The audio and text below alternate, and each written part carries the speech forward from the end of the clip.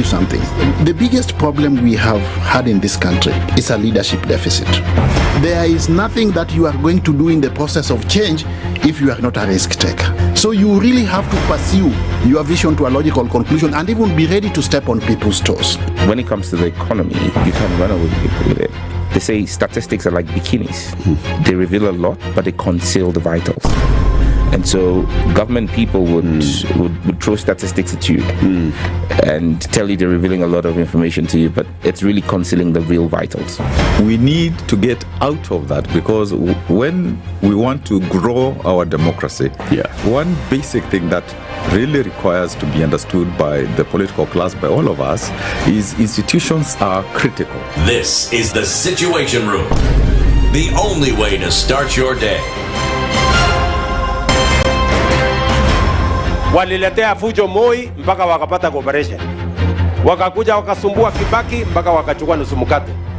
Wamekuja wakazungusha Uhuru hapo mpaka wakaenda na handshake, program yetu ikapotea, BBI ikaendelea, tukazama, tukaingia kwa madeni. Sasa mimi nimewaambia, hii serikali hii, mimi nawaambia hii serikali ni ya mahasla.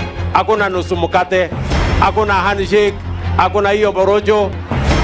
Jana nimeona wale wazee tulishinda. Ati hiyo mzee akisema ati he'll not be coerced or intimidated to joining our government. Wewe mzee sikia. We have no business within our government. Hatuna haja na hatugojei wewe. We are not looking for you and we have no time. Stop saying that people can force you to come to this government. Forget about being forced or coerced. We are not interested because sisi tuko na kazi ya kufanya. Kama kuna mtu ako na namba ya William Ruto, arekodi hii video mtumie. Maisha yangu tangu nizaliwe sijawahi kuona mtu muongo, mfisadi, baradhuli, dhabdhabina kama William Samoei Ruto. Mimi Hassan Joho nikitaka kuongea, mimi I don't even dream of engaging with them. Ati huyu akitaka aje aongee sio na mimi niongee na Ruto nini? Mimi nikamtafute atanipa nini? Wilbaro. I wonder. Nilipeleka Wilbaro mimi la kimtaani la kucheza nalo zamani. We have a choice to reject over 60% of these names or give President Ruto his skunk. Apart from a few individuals who are not even more than 8, the rest are incompetent, unqualified, have integrity issues, are people who cannot deliver this country from where it is to the next level that we want the country to move in. A few moments later. Now forwarded the name of John Mbadi Ngongo to the Ministry of National Treasury and Economic Planning. The Honorable Hassan Ali Joho, Ministry of Mining, Blue Economy and Maritime Affairs. The Situation Room, Kenya's biggest conversation. Mature, intelligent talk every morning. Spice up yourself.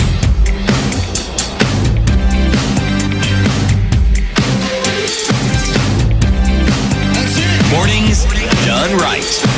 94.4 Spice FM, Nairobi. Thursday, it is the 14th.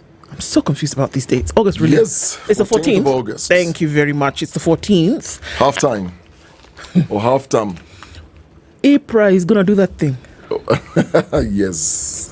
Can you imagine that we think about the 14th and we think about whether fuel prices are going to rise or, whether we're going to continue in this state of sufferation? My best advice to you, just brace yourself. Why? So that you don't have high expectations. If they drop, well and good. If they don't, they won't drop anyway. Well, it's likely that they will, from what we are being told, in terms of what they're trying to do moving forward. I don't know. Maybe they'll drop later, but for now they're going to keep rising. Drop by 3 to 4 shillings. And then rise by 8. Yeah. Let's see what happens. We'll know in good time. For sure, we'll see those numbers coming out from them. Uko salama leo asubuhi. Niko salama. It's my language, eh? They say it is only goat that stands up from his house and just starts going. Goat. Other people, civilized human beings, they greet each other. But you're good today? Thanks. I'm well, thank you. How are black? Yes, Black. it's like it's an unwritten memo sometimes. I think so. Abi? Great minds. In fact, that's what we're going to go with, because that must be it. Great minds. Good to see you. Good to see you too. Ready for another. It's been a long week. It's felt long. I know. Monday started and we're like, eh? Yeah, but imagine. By tomorrow. This week has just been so slow. I don't know. But are you okay, really? Yeah. Talk to me. Well, no, I have no confessions. No confessions this morning. I think it's just been a busy week for me. But no complaints. Good. Just following on what's going on around the country. And seeing what happens. Welcome. Yesterday was at least the weather was The sun came out. Ilijipa. The weather Ilijipa. What does that mean? It gave. Okay, it's like the gen. Okay. Ilijipa. The weather gave, so it wasn't that cold. Then again in the morning, oh my god. Yeah, it's likely it's going to do that for some time. It looks like end of August is when we'll see some reprieve from the weather. But hey, in all things, Aseto is still off. Taking care. Yeah. His son. So again, prayers up, and we continue. Lydiah came in a flurry of activity, wide-eyed, bushy-tailed, and she's here. Good morning.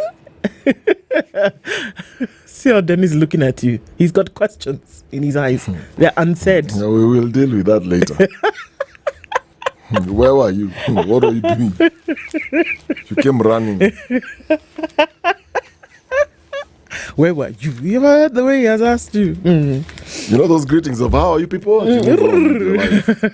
So you. No, greeting, you need eye contact. How are you? Then you answer. You good? Oh, fine, okay. thank you. You look like you slept well. Yes. Yeah. Then that's how you greet. Not this running about. No, that's not a greeting. Come and greet Dennis properly so that we can have peace on earth. We're not a bypass. What? We're a proper road. We're not a bypass, he said. Hey, okay. So, good morning. It's 6:15. Our audience on KTN, good morning and welcome to the Situation Room. It is Thursday, the 14th of August. Dennis and Ndu with you. Don Tabo says hi online already. He's sending messages and starting the day very early. I will get to it all this morning in a short while. It is Thursday, so let me let you know some of the conversations I will be having today so that you can prepare for them. Even as we do, yes, our live streams are up on YouTube, Facebook, and on X, and we're getting into it proper this morning. We're going to start off the day at 7 o'clock with a conversation between Dr. Barak Maluka and Wilson Sossion. Did you know that Dr. Barak Maluka is the Secretary General of the Democratic National Alliance Party? Yeah, it's called DNA, the party. So... There's so many D's in parties now. I'm telling you, DPK, DNA, DAP, DCP. Okay.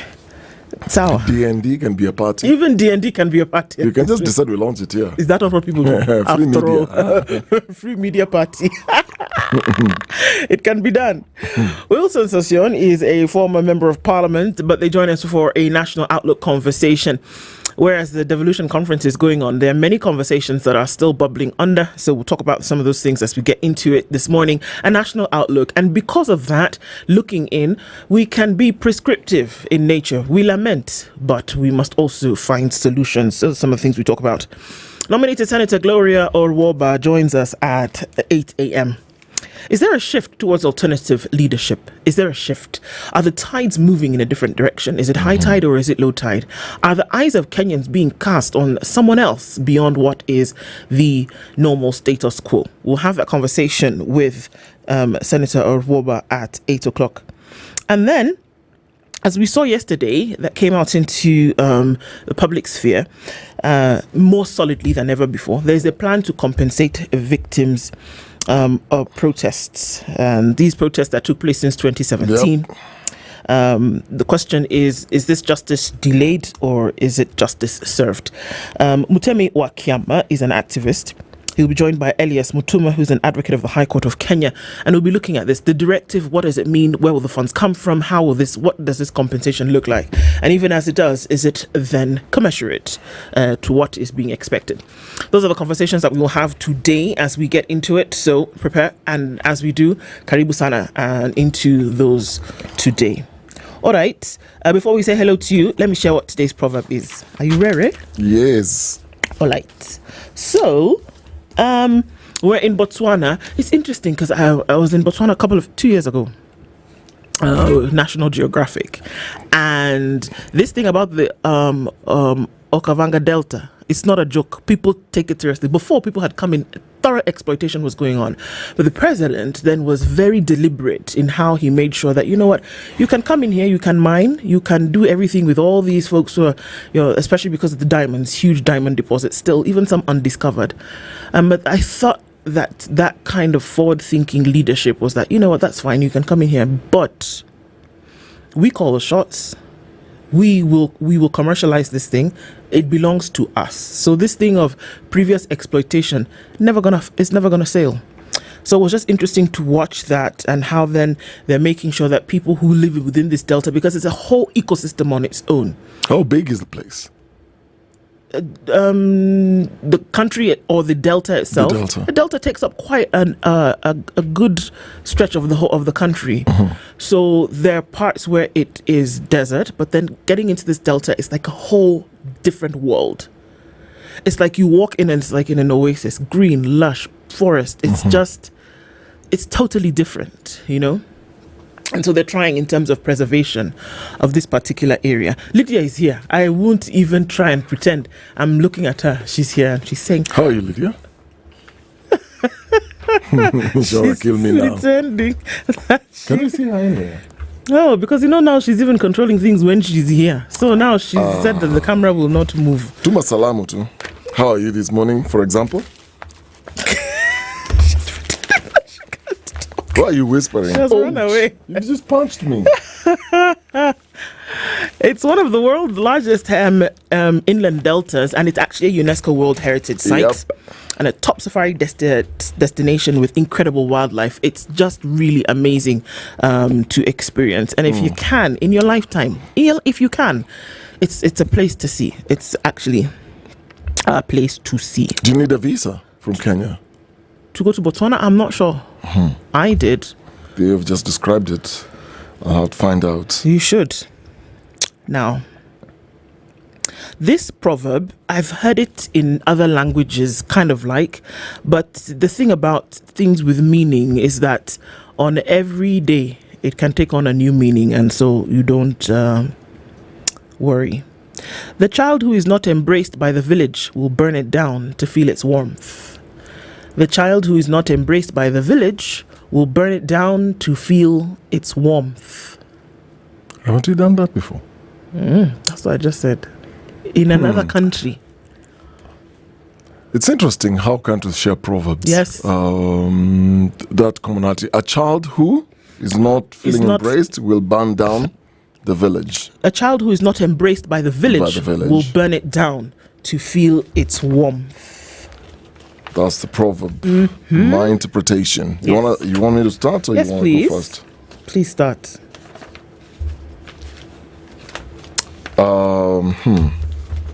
When someone feels neglected or rejected or even unseen, like this person exists in your space, but you refuse to recognize them, you refuse to accept them, you refuse to notice them. They tend then to resort to very destructive behaviors or even patterns. Even from a workplace perspective, family perspective, there is always that child who goes ignored for years. Later on, when that pressure point is loose, you all go down, you all suffer, because they are very observant. They notice things, they keep records, they boil in that anger and resentment that, okay, you know what? If I have no value to you, then you have no value to me. All right? Yeah. So it's and for me, it speaks of how I look at our current politics from our conversations yesterday here in the station room, where if you have a population of young people that feel ignored, that feel you are presenting solutions for them without necessarily involving them or making them feel that they are part of the decision-making process, then we're going to end up in a situation where things are just bubbling under and there's going to be an eruption. Yeah. They're going to say, you know what? You've ignored us for such a long time. And it's enough. We're going to show you the other side. And that side is very ugly. The other ugly side of us. So, yeah. Yeah, I know. I just think about it in terms of, inclusivity. That, if I feel a certain way and that you've not, or that for anything, and that you've not included me, the very thing that we were trying to build together will then be a catastrophe. Because I will use that thing to show you that you should pay some attention to me. I guess it does call for that. It does call for inclusivity, that we can actually, you can bring everybody on board in a way that's fair to everyone. And I guess those are the kind of conversations that we have. It's interesting how Proverbs said by men of old bear relevance today, and that they can be applicable to situations that we find ourselves in. They're all very, very wise. Very wise. But you see, they're all drawn from, we are creatures of socialization. We connect differently compared to animals. So, even in the animal kingdom, you talked about Nat Geo. Yeah. You've been to some park, see wildlife. You will always see if an animal is isolated, you will just see there's something that is very, very off. I was watching a documentary that this is very weird. When you have kids, you find yourself watching very weird things on TV. And then you find out that they're actually not for kids. But then you realize, wait a minute, you learn a lot. So I was watching this documentary about penguins. Okay. So you know how they walk and all that. So kids are just, kids. So my son is watching this, and I'm also enjoying it. Then the narration, what I learned from it was super interesting. Those animals are very, very intelligent. Quite. So their fathers will actually, because of the cold weather and the temperatures that keep going down where they live and how they migrate, it is the job of the fathers to keep the babies warm. On their feet. Yes. Yeah. And this goes for weeks and weeks. And then as they migrate, they will find the penguins look the same. But for some strange reason, they will make sounds and they will identify, oh, that's my partner. And then the penguin will move towards the partner. And then the kid will now be officially released to its mother.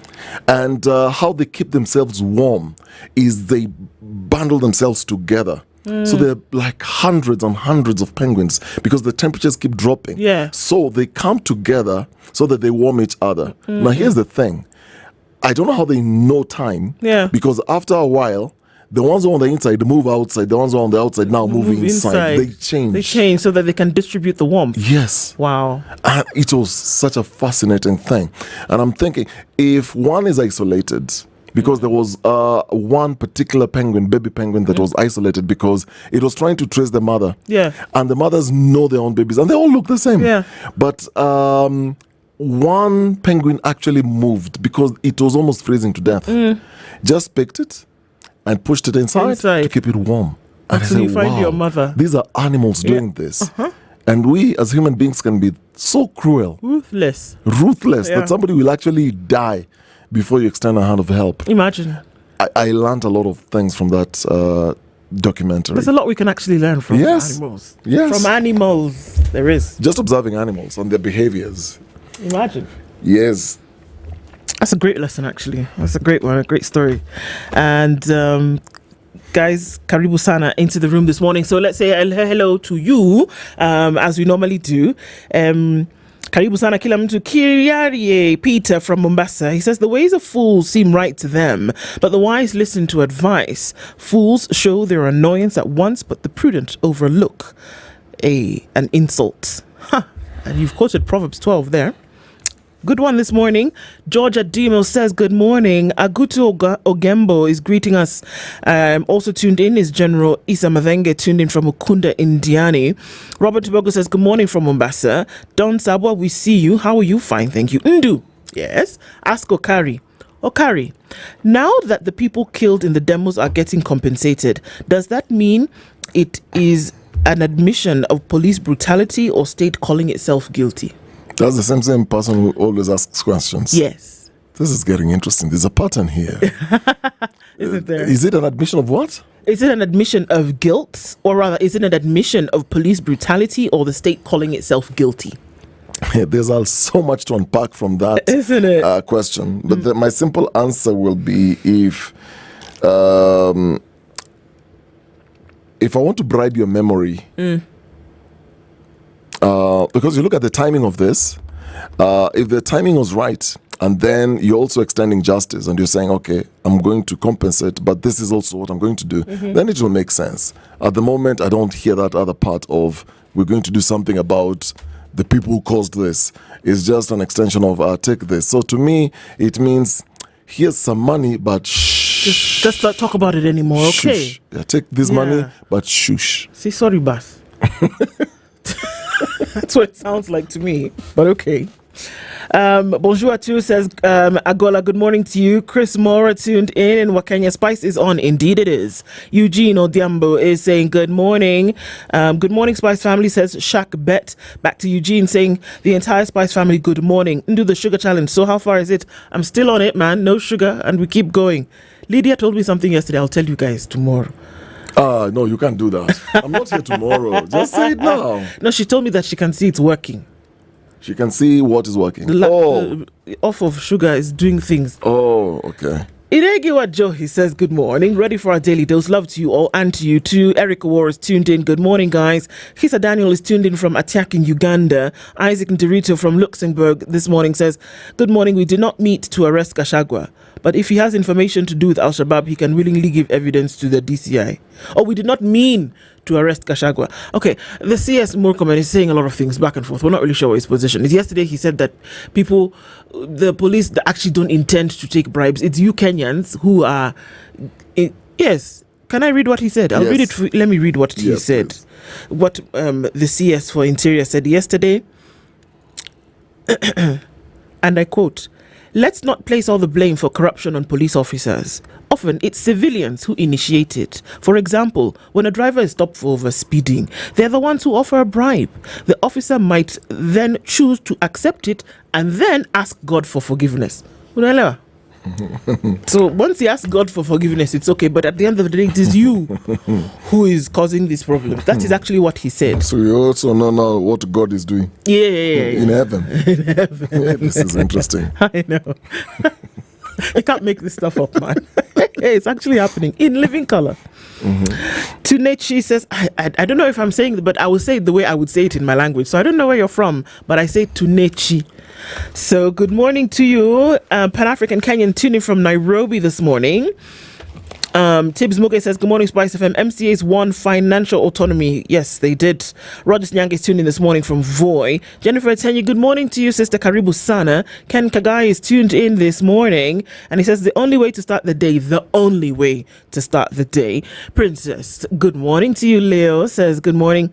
Breaking news, our Honourable Parliament has been exposed as an extortion centre. Case of kettle calling pot black. The President came out yesterday and said that he cannot believe... Again, like I said, you can't make up this stuff. Yes. The President said, as he was opening the Devolution conference, that he cannot believe that there are committees in the House of Parliament that are actually demanding bribes to do their job. That you people are taking money. He couldn't believe it. He was met with surprise. That you people are taking money to actually do your job. No. This thing must be dealt with, and it must be dealt with surreptitiously. Because it cannot continue. How can you say the people who make the laws, the people who budget, the people who oversight, and the people who represent are now taking money in order to do their job? He was shocked. And he said that this kind of thing cannot happen. No. He's been told. Somebody told him that this kind of thing is what is happening this is what is happening in Parliament. I really want to say what's on my mind. He said, I don't know how far I can go. He didn't know that this kind of thing used to happen. Now that he has been told, somebody told him. And he said, I'm putting you guys on watch. Just stop it. Do you hear me? You know what? If you have a child and this child asks for a lollipop because it's sweet, then you buy them on a Sunday afternoon after church. Mommy, daddy, give me a lollipop. You give them a lollipop. Or you want them to go to sleep because you want to watch your favorite movie. So what you do is you do what? Give them another lollipop. Take this lollipop, go to sleep. Another time, but daddy and mommy want to be daddy and mommy. So what you do? Give them another lollipop. Leave us alone. Yeah. There'll be a point where now they'll come back to demand not one lollipop, 2 lollipops, 3 lollipops. In order for me to allow you to do what you want to do? Because they used to be given lollipops. Thanks. Then at that point, that will be a shocker. Like, I will discipline you. How dare you ask me? In order for me to tell you what you're supposed to do? Yes. Come on. You know you're supposed to go to sleep at this time. Then you're saying that you want a lollipop in order for you to sleep? No, you need to allow mommy and daddy to be mommy and daddy. So why are you asking for lollipop? And mommy and daddy are very shocked that you can behave like this. Yeah. Forgetting the fact that they're the ones who gave you the lollipop to begin with. Yes. Instead of them for you to just insist that you do your job. Yes. And go and sleep. So here's a situation where you're dealing with a spoiled child. They're so spoiled that now it's gotten to you. What a shock. He was in shock. You know what I mean? I get it. My brother, I get it. Where?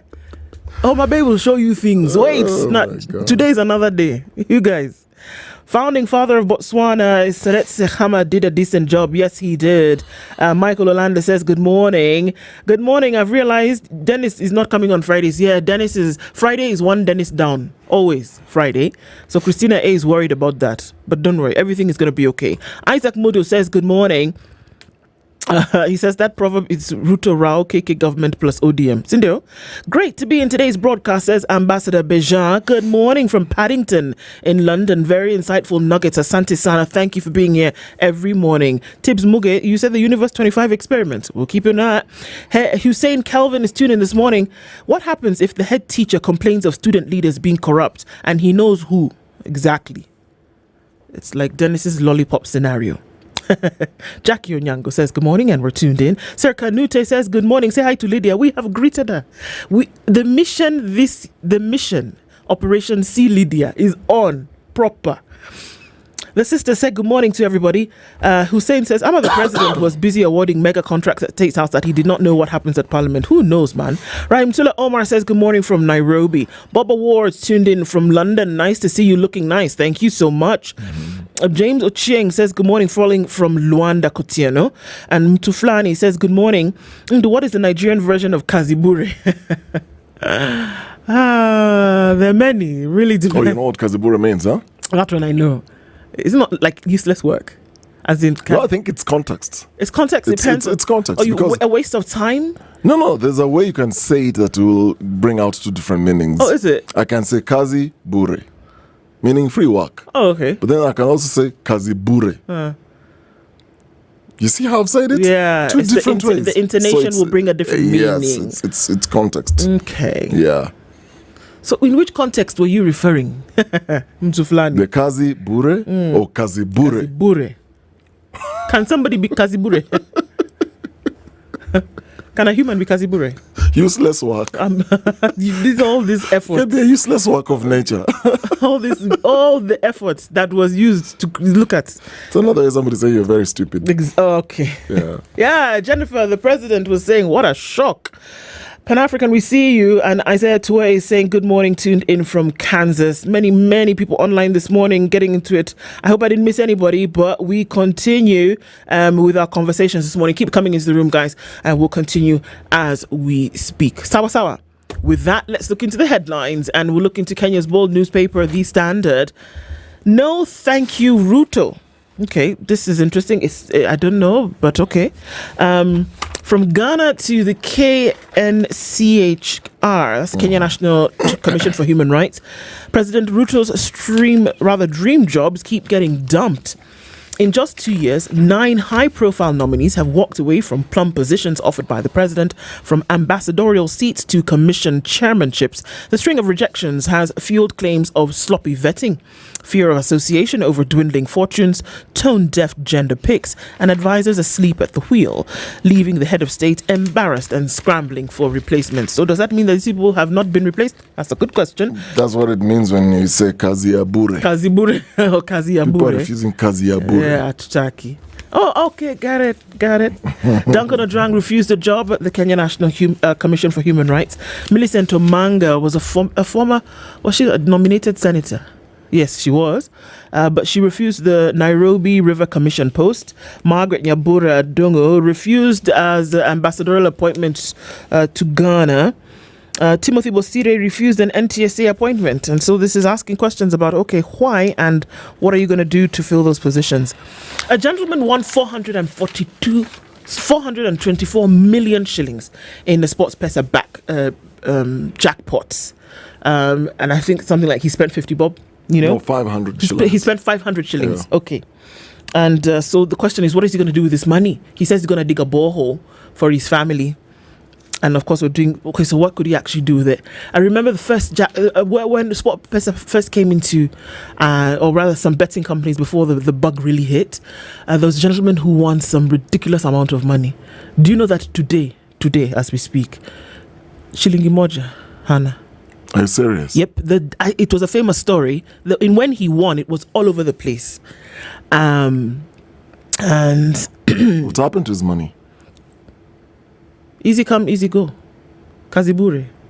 You know, there are 3 famous ways money can go. Please.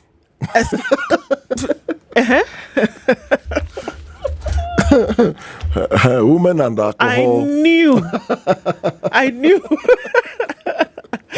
Women and alcohol, and then the third one is? Going back to doing it. Exactly. Greed. Greed is a very powerful emotion. And here we are. And so it was a big one. It was a big number that he won. In fact, I remember the number. It was 117 million shillings. But today, 10 years later, had nothing to show for it. Has nothing to show for it, that money. Do they offer... I'm just curious. I don't quite follow what exactly happens after these people have won.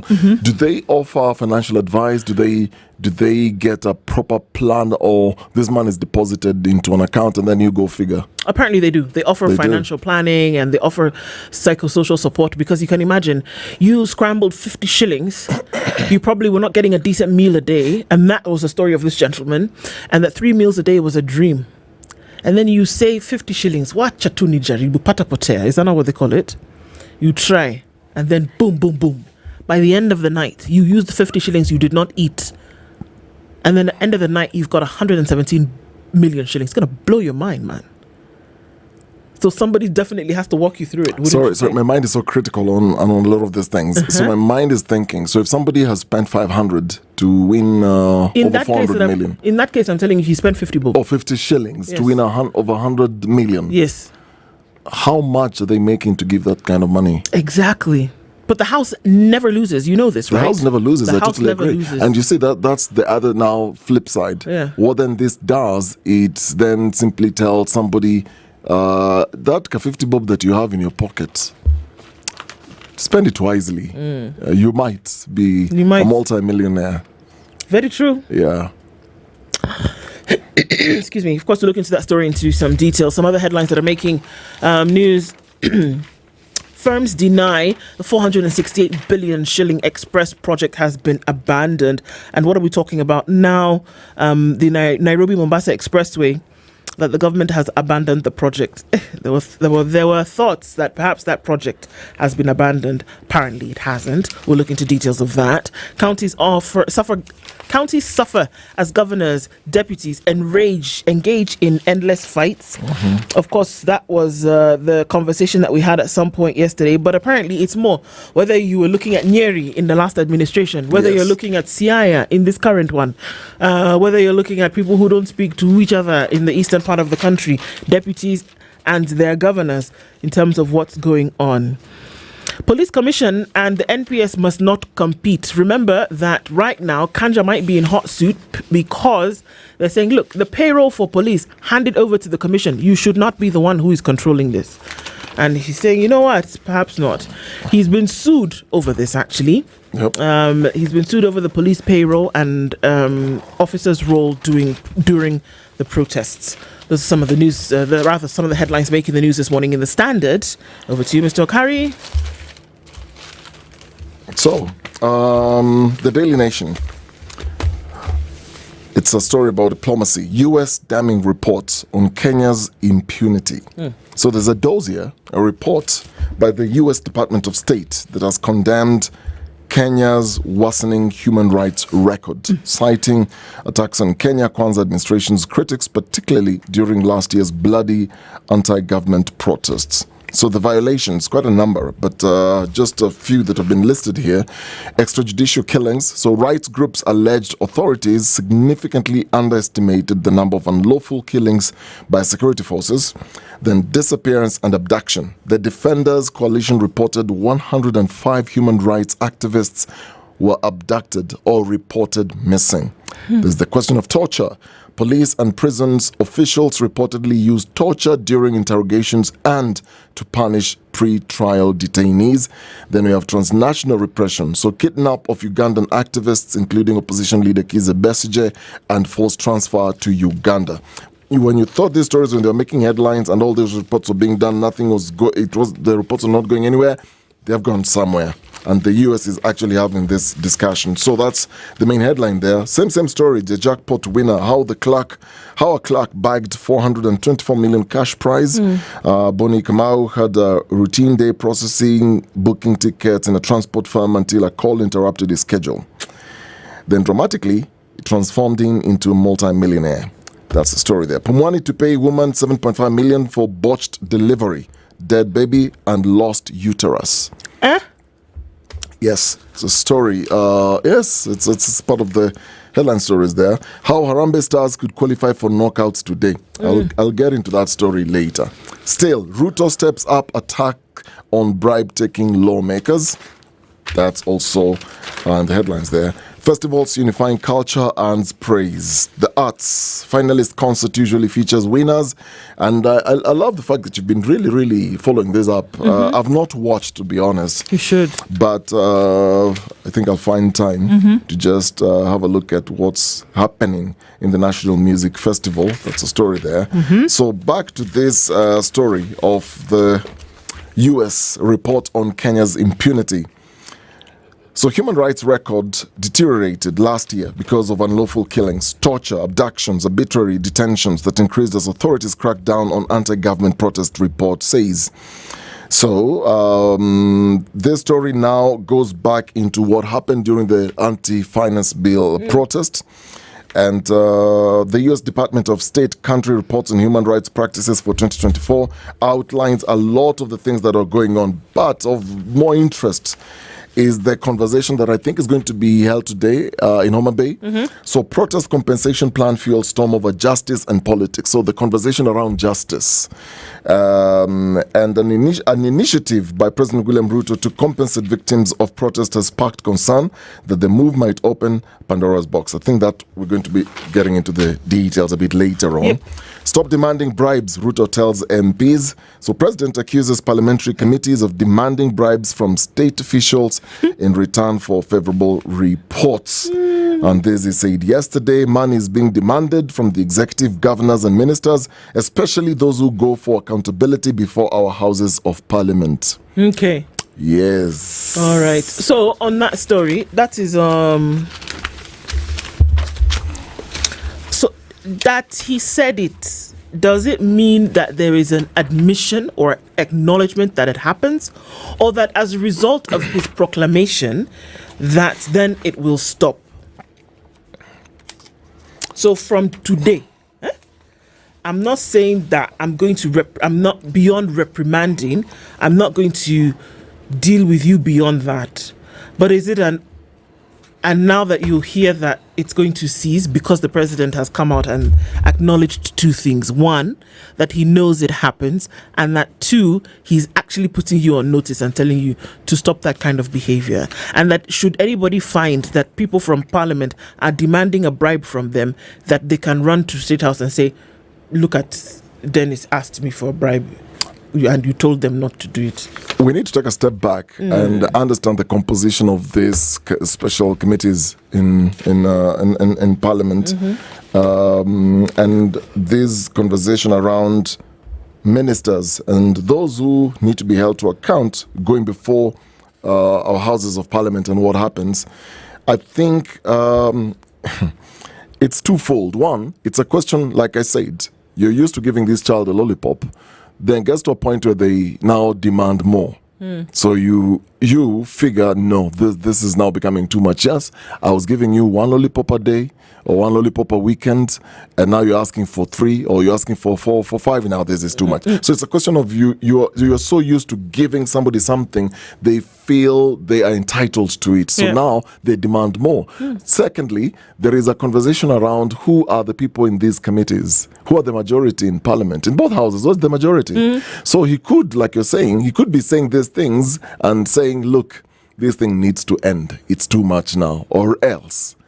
That's the dotted line. So in Swahili we say jaza mapengo, because these are the same people who are part of the majority. Exactly. And we know the relationship between Parliament and the executive.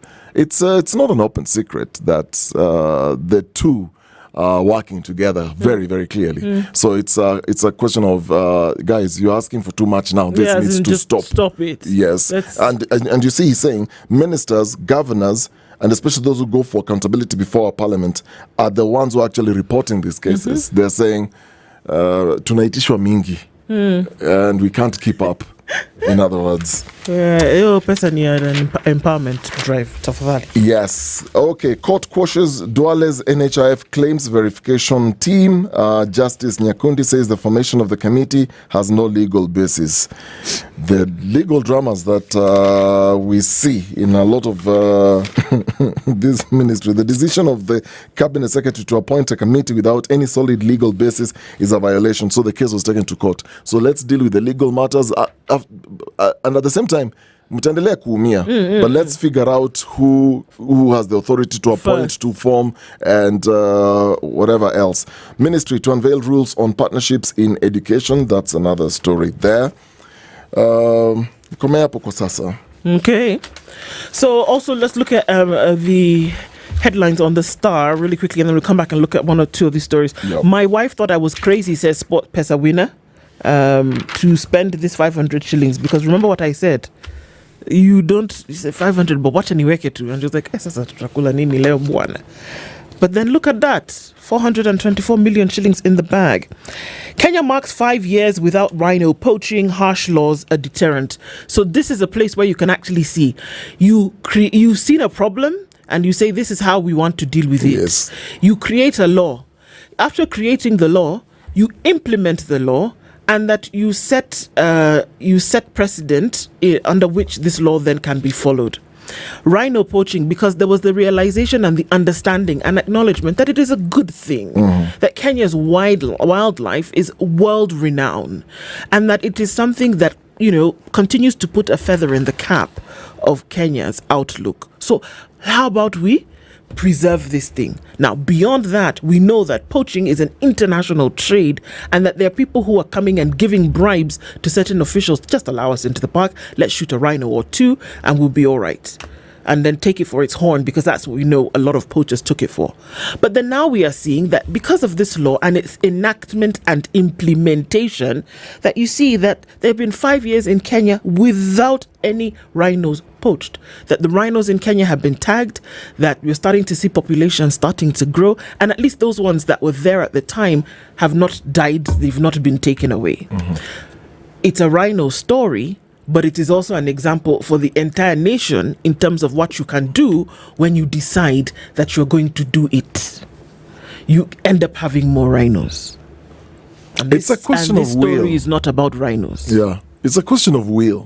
When you will to do what is right, Change is inevitable. It is, man. I wish we could just decide and say that we are going to enact the law to keep our rhinos.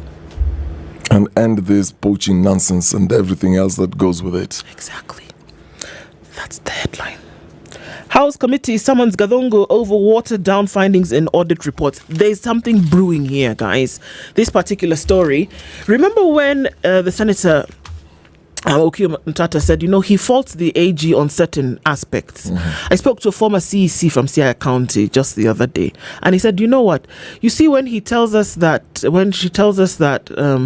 there was no the particular schedule, and then there was no report as to, when two people can share an account. Remember where we saw that according to her report, you'll find that Ndu Dennis and this other person were sharing account. What she doesn't do is give you the supporting documents under that to show that some people are paid their salary direct to a SACCO. So you have a forcer account that pays. When it hits that account, then that money now is separated and sent to different accounts. Do you understand? Okay. So in the audits, it will show that all this money went into one account without it realizing that it is a forcer account for a SACCO, because people prefer that the money goes there and then it is deducted. So they would raise the query and say, come on, Madam AG, why wouldn't you just say that the reason why this money looks like this is because it's paid to one account? Not that people are sharing an account, but it's a forcer account. Now, what your audit doesn't show is that after the forcer receipt, that it is now distributed to Ndu, Dennis, Lydiah, Frank, like that. And that should actually come in the audit, because it's trying to show that we're up to something fishy. There are fishy cases, but this particular one is not a fishy case because people are actually being paid through their SACCOs. That's now it's of such stuff that this particular House committee is taking issue with. That, sure, there are bad things that are going on, but where there are not, please at least help us to, make ourselves look good. And that's why she reports and presents these documents and findings, so that they can then be discussed, questions can be asked, and then she can verify.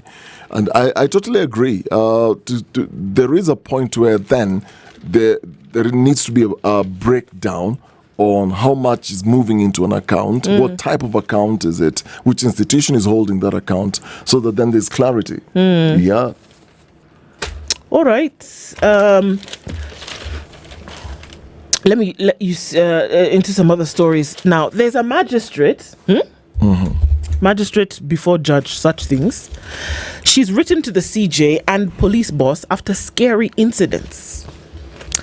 Busia Chief Magistrate Edna Nyalot says border riders also stormed into her home at night to demand that she withdraws from a defilement case.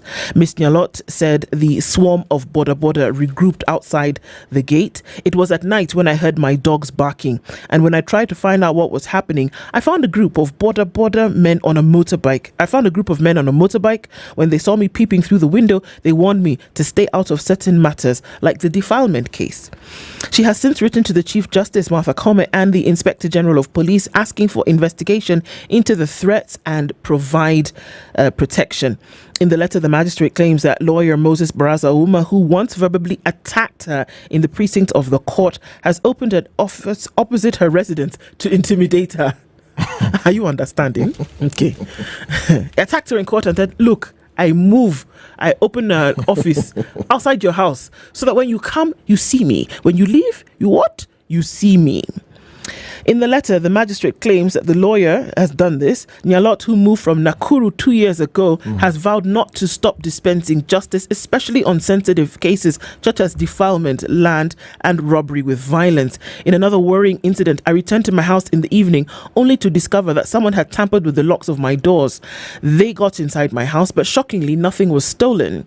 Ouma dismissed Nyalot's claims and said, terming the allegations as unfounded. He said many people operate law firms in residential areas.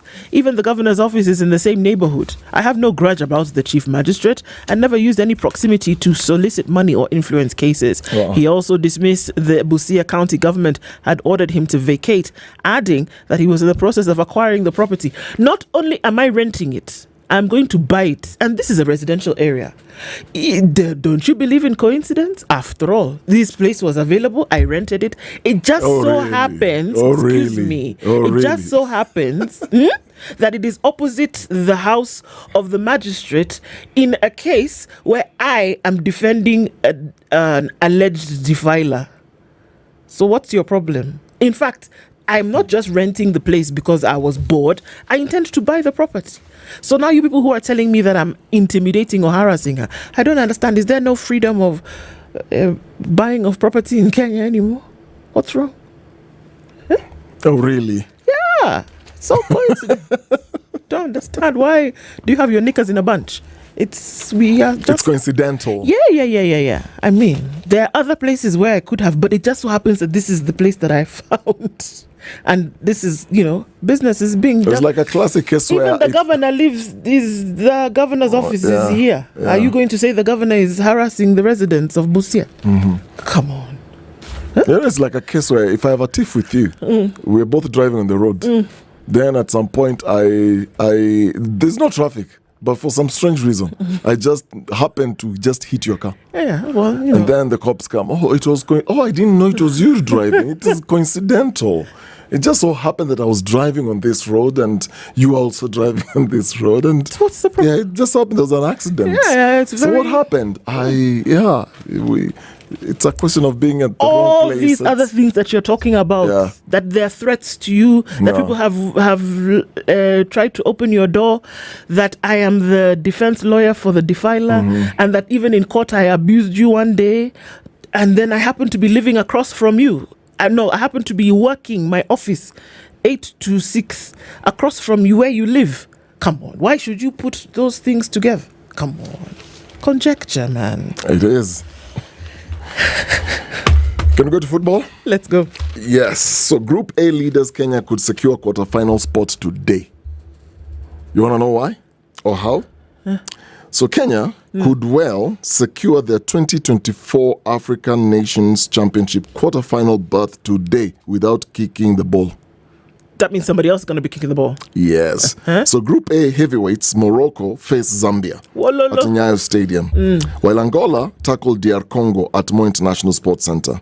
Now, if both fixtures end in a draw, Group leaders Kenya on 7 points will not only secure their last eighth spot, but end up as group winners in any case. Okay. Draws That's today. If Morocco draws, and Morocco draws with Zambia and Angola draws with DR Congo. Okay. So if those two matches end up in a draw, then it clearly means that Kenya secures their last 8th spot. Their last 8 spots, but end up as group winners in any case. In any case, okay. So draws today would put Angola on 5 points after 4 matches and out of the running for qualification, while Morocco and DR Congo would be tied on 4 points with 1 match each in hand, and Zambia on 1 point. So the best Morocco and DR Congo would then do, the best Morocco and DR Congo would then collect at the end of the preliminary round is 7 points apiece. Okay. So Kenya, of course, beat both countries and would prevail on the head-to-head count. So, but those are projections. Okay. Yes. So either way, Kenya is going to the round of 16. Yes. Either way. Yes. But then to emerge as group leaders is also another feather in your cap. Exactly. Well done. Exactly. Okay. Folks wanted to hear that uterus story, Dennis. Do you want to do it quickly? I was going to do this quickly. So Pumwani Hospital has been told to pay a woman 7.5 million for negligence. This is what happened. Spice up your... They've been ordered to pay the 7.5 in damages for negligence during her labor in 2019. So this is a case that has been pursued for that long. Yeah. Which led to the death of her baby and the unwarranted removal of her uterus. So High Court Judge Lawrence Mugambi found the hospital culpable for failing to provide urgent medical care despite admitting the woman, identified in court papers as LL to protect her identity, on an emergency basis. She was left waiting for 11 hours without the required attention. A declaration in court is hereby issued that the mishandling and deliberate neglect of the petitioner by the doctors and nurses at the respondent's facility, which thereafter led to the death of the petitioner, baby, and their unwarranted negligent removal of her uterus, violated Article 43(1)(a) of the Constitution, ruled Justice Mugambi. Yep. So the court determined that the hospital failed to accord LL the highest standards of healthcare, the right to inherent human dignity, and protection from psychological or mental torture. And she was being given that money. 2019. Justice can be delayed, but it can never be denied. It can never be denied. That's true. It's 7:01. Good morning.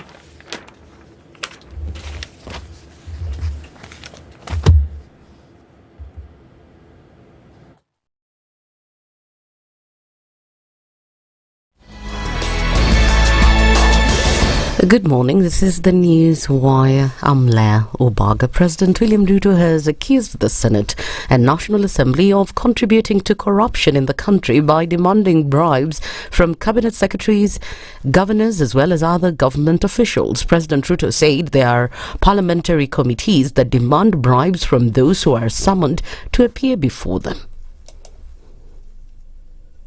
There is something going on in our legislature that we must call out. There is money being demanded from the executive, from governors, from ministers, from people in the executive, especially those who go for accountability before our houses of parliament.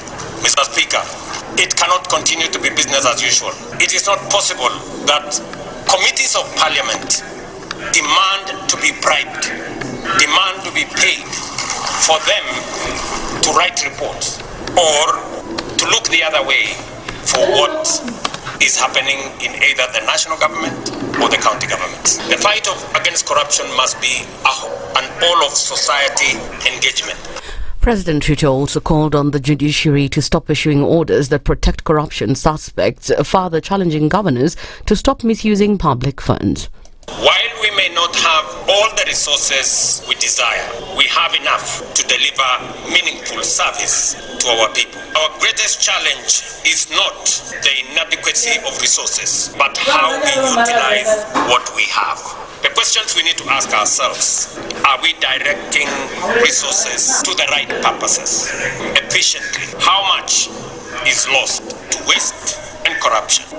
We all must be honest about ourselves and about what we are doing. And we must agree that the resources that are availed by the people of Kenya through their taxes are meant for delivering transformation in our counties and in our nation. The family of Jane Rispa Omusala, who died in the Amref plane crash in Okoh area, is demanding a thorough investigation into the cause of the accident. The family from Ebutunyi village in Butere constituency says the death of their deceased is a huge blow to them, considering she was the breadwinner. Rispa, who was a nurse with Amref, died along with 5 other people who perished in the plane crash. Niko na ndugu yangu mdogo hapa, last born wetu, yule ambaye yeye ndiye alikuwa amebaki mamake. Yeye alikuwa anamtegemea. Sasa huyo mtoto ataishi namna gani? Na ni mtoto mdogo, na ni disabled kwanza, hajiwezi. Kwa hivyo ameacha pengo kubwa kwa familia ya Umsula, ameacha pengo kubwa sana kwa familia ya watu wa Butunyi na watu wa Marama North. Hatuna mbele wala nyuma, kwa maana sio kitu yenye tulikuwa tumetarajia itafanyika. Nimesikia wametuambia kwamba tunaenda DNA test, baada ya DNA test ndio watupatie mwili, alafu we shall wait for another 12 days.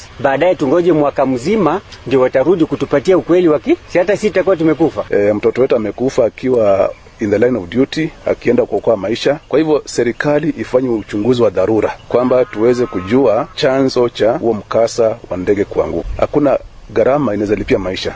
National Assembly Speaker Moses Wetangula has banned Githunguri MP Gathoni wa Muchomba from entering Parliament for 20 days for alleged indiscipline. This is after Muchomba appeared in Parliament after expressing dissatisfaction with the response of Interior Cabinet Secretary Kipchumba Murkomen regarding the suspect in the murder of 42 women who disappeared while in police detention. But Mr. Speaker, I refuse to sit in this house to listen to the Cabinet Secretary confirm that his ministry cannot be able to capture suspects who were previously under their arms and custody. I refuse to sit in this house, Mr. Speaker, to listen to that kind of an explanation. You are already sitting in this house. Yes, I'm refusing to listen to the answer he's giving. It is not right for the Cabinet Secretary to come to answer a question and tell us that the suspect disappeared and is not giving us hope. Which hope is he telling the people, the victims? What hope is he promising? Is he telling us that we are going to wait for the suspect to disappear forever? It has been 3 months since the suspect disappeared. And finally, is that the Standard Group PLC holds the exclusive radio broadcast rights for the 2025-2026 English Premier League season within the territory of Kenya. This exclusive license grants Standard Group the sole authority to transmit the broadcast EPL matches on radio in Kenya, and you'll experience this on our radio stations, that is SpiceFM, Radio Maisha and Berur FM. That's the News Wire. I'm Leah Ubaga.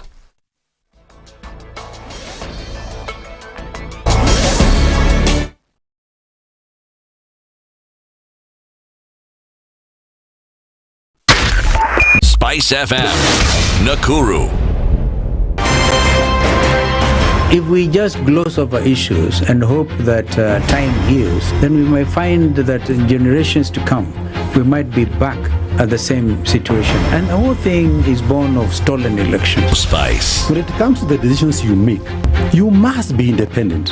There's no way you can allow one institution to dictate to you how you're going to conduct your operations, how you're going to decide cases. It's a no. When you weaken the institution to the point where they cannot take action, then you realize that politicians have to come up and now start dealing with the issues. That conversation has to die. Our politicians do not like the hard stuff. We must insist on the path of doing things right, whether popular or unpopular. Money changes hands.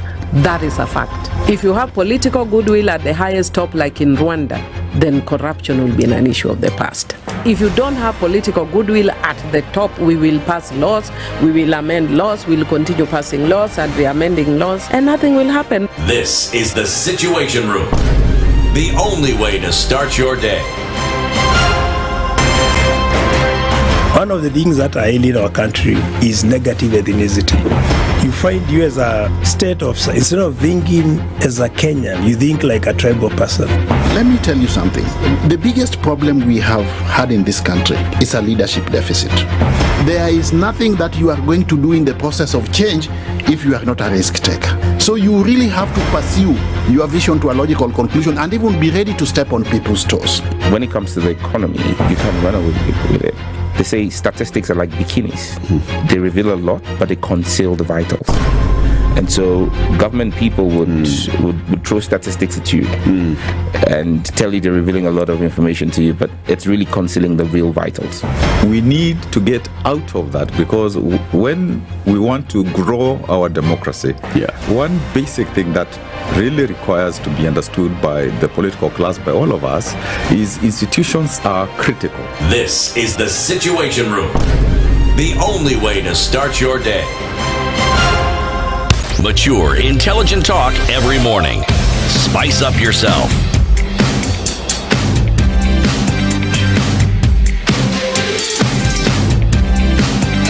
Mornings done right. 94.4 Spice FM, Nairobi. At 9 minutes after 7 o'clock, this is the Situation Room on this 14th of August, and getting into day 2 of the Devolution conference taking place in Homa Bay, and many things were said, and from our conversation today we'll also take inference into the many things that will be said today. But before we before we get ahead of ourselves, Dennis, you've been connecting us all week, haven't you? Yes, and you have this one-time offer, and we said in the morning, we're already halfway to the month, so half-term. So get a Safaricom Home Fiber Internet connection and enjoy up to double the speeds, a 25% discount on the bronze, silver, gold, and diamond plans. The welcome package comes with a free router and zero installation fee anywhere in the country. You want to stay connected with not just fast speeds, but you also want reliability. That's what we all go for. Whether you're gaming, you're streaming movies, you are working online, or you just simply enjoy high-speed internet internet browsing. All you need to do is simply dial *400# or visit my Safaricom app to get connected today. And this special offer is valid to new customers and runs between now and end of the month. Feels good to be home with Safaricom Home Fiber. Indeed, it does. And folks, there's no better time to take care of your financial future. When we say the time is now, it is your time for wealth. We're not just throwing around a tagline. We're talking about deliberateness that you need to do and be with your money, your goals, and your legacy. Standard Chartered Priority Banking is offering a comprehensive approach to managing your finances, meeting both your current lifestyle needs and your future aspirations. So whether you're thinking about starting a portfolio or streamlining what you already have in place, the advice is personalized. It comes to you directly and it shows you the best way to go about and do what it is that you want to. And I get it. Sometimes you work so hard to build something and trust and security become everything. You don't just want somebody who's going to be flippant with you, but you want somebody who's competent, someone who is consistent, someone who protects what matters and helps you grow it. And that's what you get with Standard Chartered, a solid, trusted partner who understands wealth isn't just about money. It's about the people, values, and futures behind it. So today, not tomorrow, email wealth.ke@sc.com and begin your journey, because your time is now. And the time is now to have conversations looking on into with a national outlook. And joining us for that conversation today, Wilson Sossion is here with us, former member of Parliament, and he joins us, a teacher extraordinaire, as we say. Bwana Sossion, good morning. Good morning. How are you doing? I'm doing good. Karibu sana. Asante sana. Also in the company of Dr. Barak Muluka, he's here with us as well. Good morning, Doc. Good morning. How are you? Fine, thank you. And Dennis. Good to see you. And the SG. I seem to associate my good friend Sassion more with teaching. Teaching. With Nat. Yes, of course. Yeah, and then of course all these others. And I think she should introduce me as a veteran educator and teacher. Pudding, plum on the pudding. Veteran educator. Oh, I beg your pardon. Joining us to my left is Wilson Sossion, veteran educator, veteran teacher of grand gravitas standing. I grew up in school when he was SG. Oh, there you go, of Nat, right? Yes. Did you benefit? Oh, yes, I did. I wish you continued. But there's a time for everything. There's a time for everything under the sun. One's a teacher, always a teacher. When you got into politics, things changed. Well, the political ecosystem determines everything. Everything. So it's important to be in that space. It's not an easy space, but it's important to be there. You know, Julius Nyerere went into politics and became president. But up to now, people still refer to him as Mwalimu. Exactly. Yes. Walimu Julius Nyerere, they do indeed. It would be nice to get an interpretation of a proverb that we're going to share this morning. We're in Botswana this week, and we're listening to what the Wahanga of Botswana had to say. You've probably heard something like this in other circles before, in other cultures, other languages, but this is what it says, this proverb. The child who is not embraced by the village will burn it down to feel its warmth. The child who is not embraced by the village will burn it down to feel its warmth. I'll give you a minute to frown, Dr. Muluka. We hear from Wilson. What are your thoughts about that? How would you interpret that? I think it's about inclusion. And it's about people who maybe want to be included, and if they're not being included by the village could be society writ large.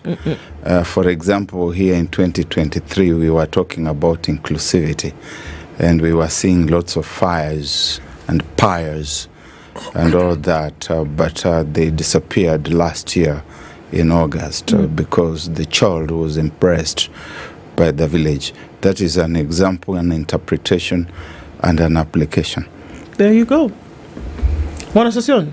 Yes, indeed. A child who is not impressed by the village is one who is excluded, treated as an outcast, and therefore cannot even sit near a fireplace You'll have to be pushed to stay very far.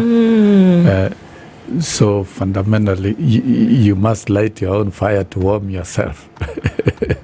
and so, literally speaking, it means anybody who is excluded should struggle to be included. You fight for your space. You do.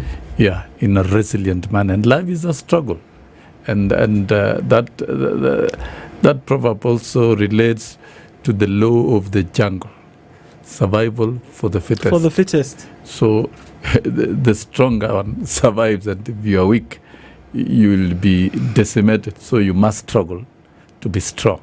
And so yet, life then is a struggle. So even don't complain about exclusion.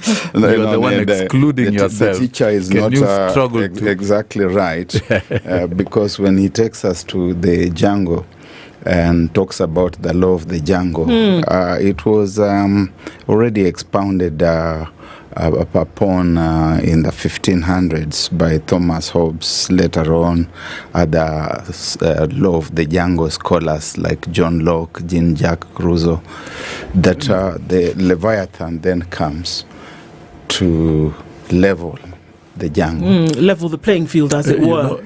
You know Barack Muluka is a permanent resident of the social world, and I'm a permanent authority of empirical science. I'm talking about empirical science. Right. There's no empirical science doesn't without change. the social empirical world. science doesn't change. The laws and empirical of science social has space. been applied in the social world. Absolutely not. And to imagine that we have not even begun the conversation. If you are excluded, struggle to get your space. Social science was defining so if the village an excludes atom. you, It was struggle to get defining your an space atom and light your fire.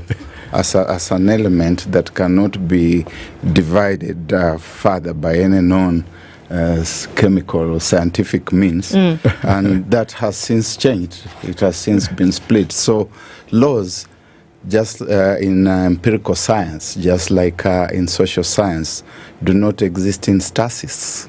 Okay, so perhaps we can then ask and start to go into this conversation this morning, because it's necessary for us to do.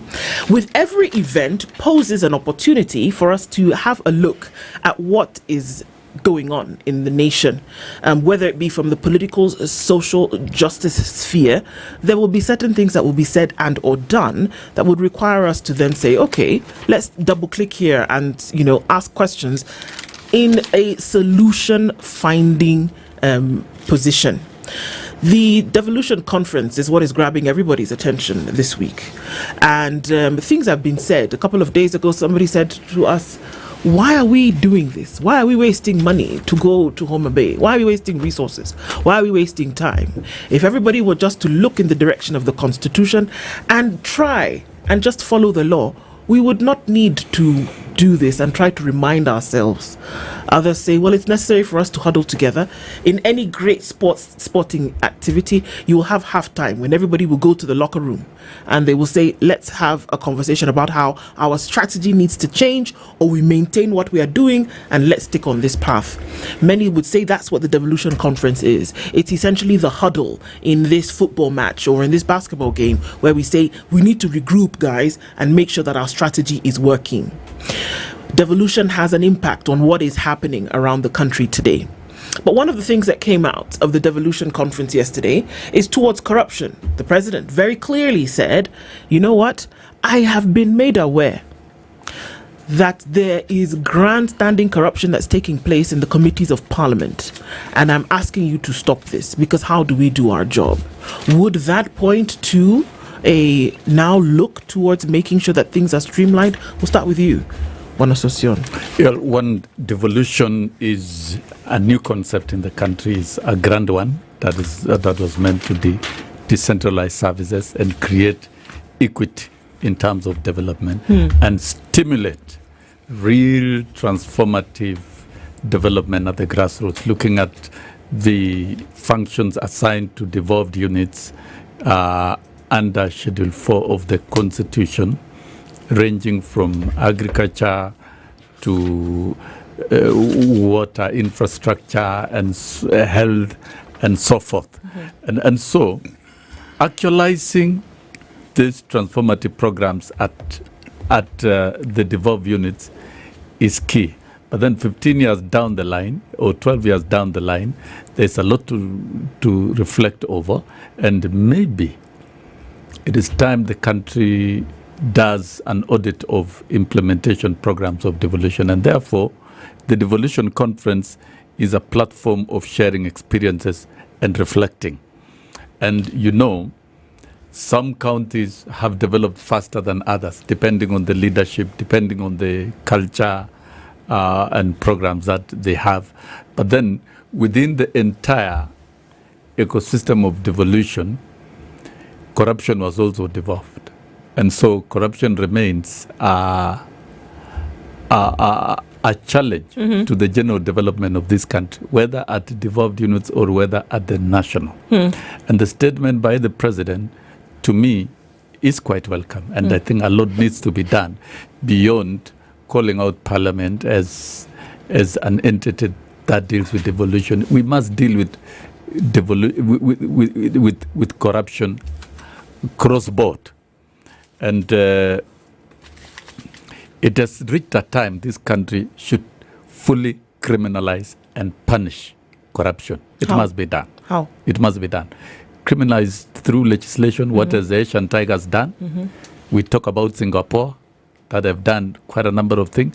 The first Prime Minister of Singapore, who turned around Singapore, said very clearly, keep the system clean. And he was very firm about it.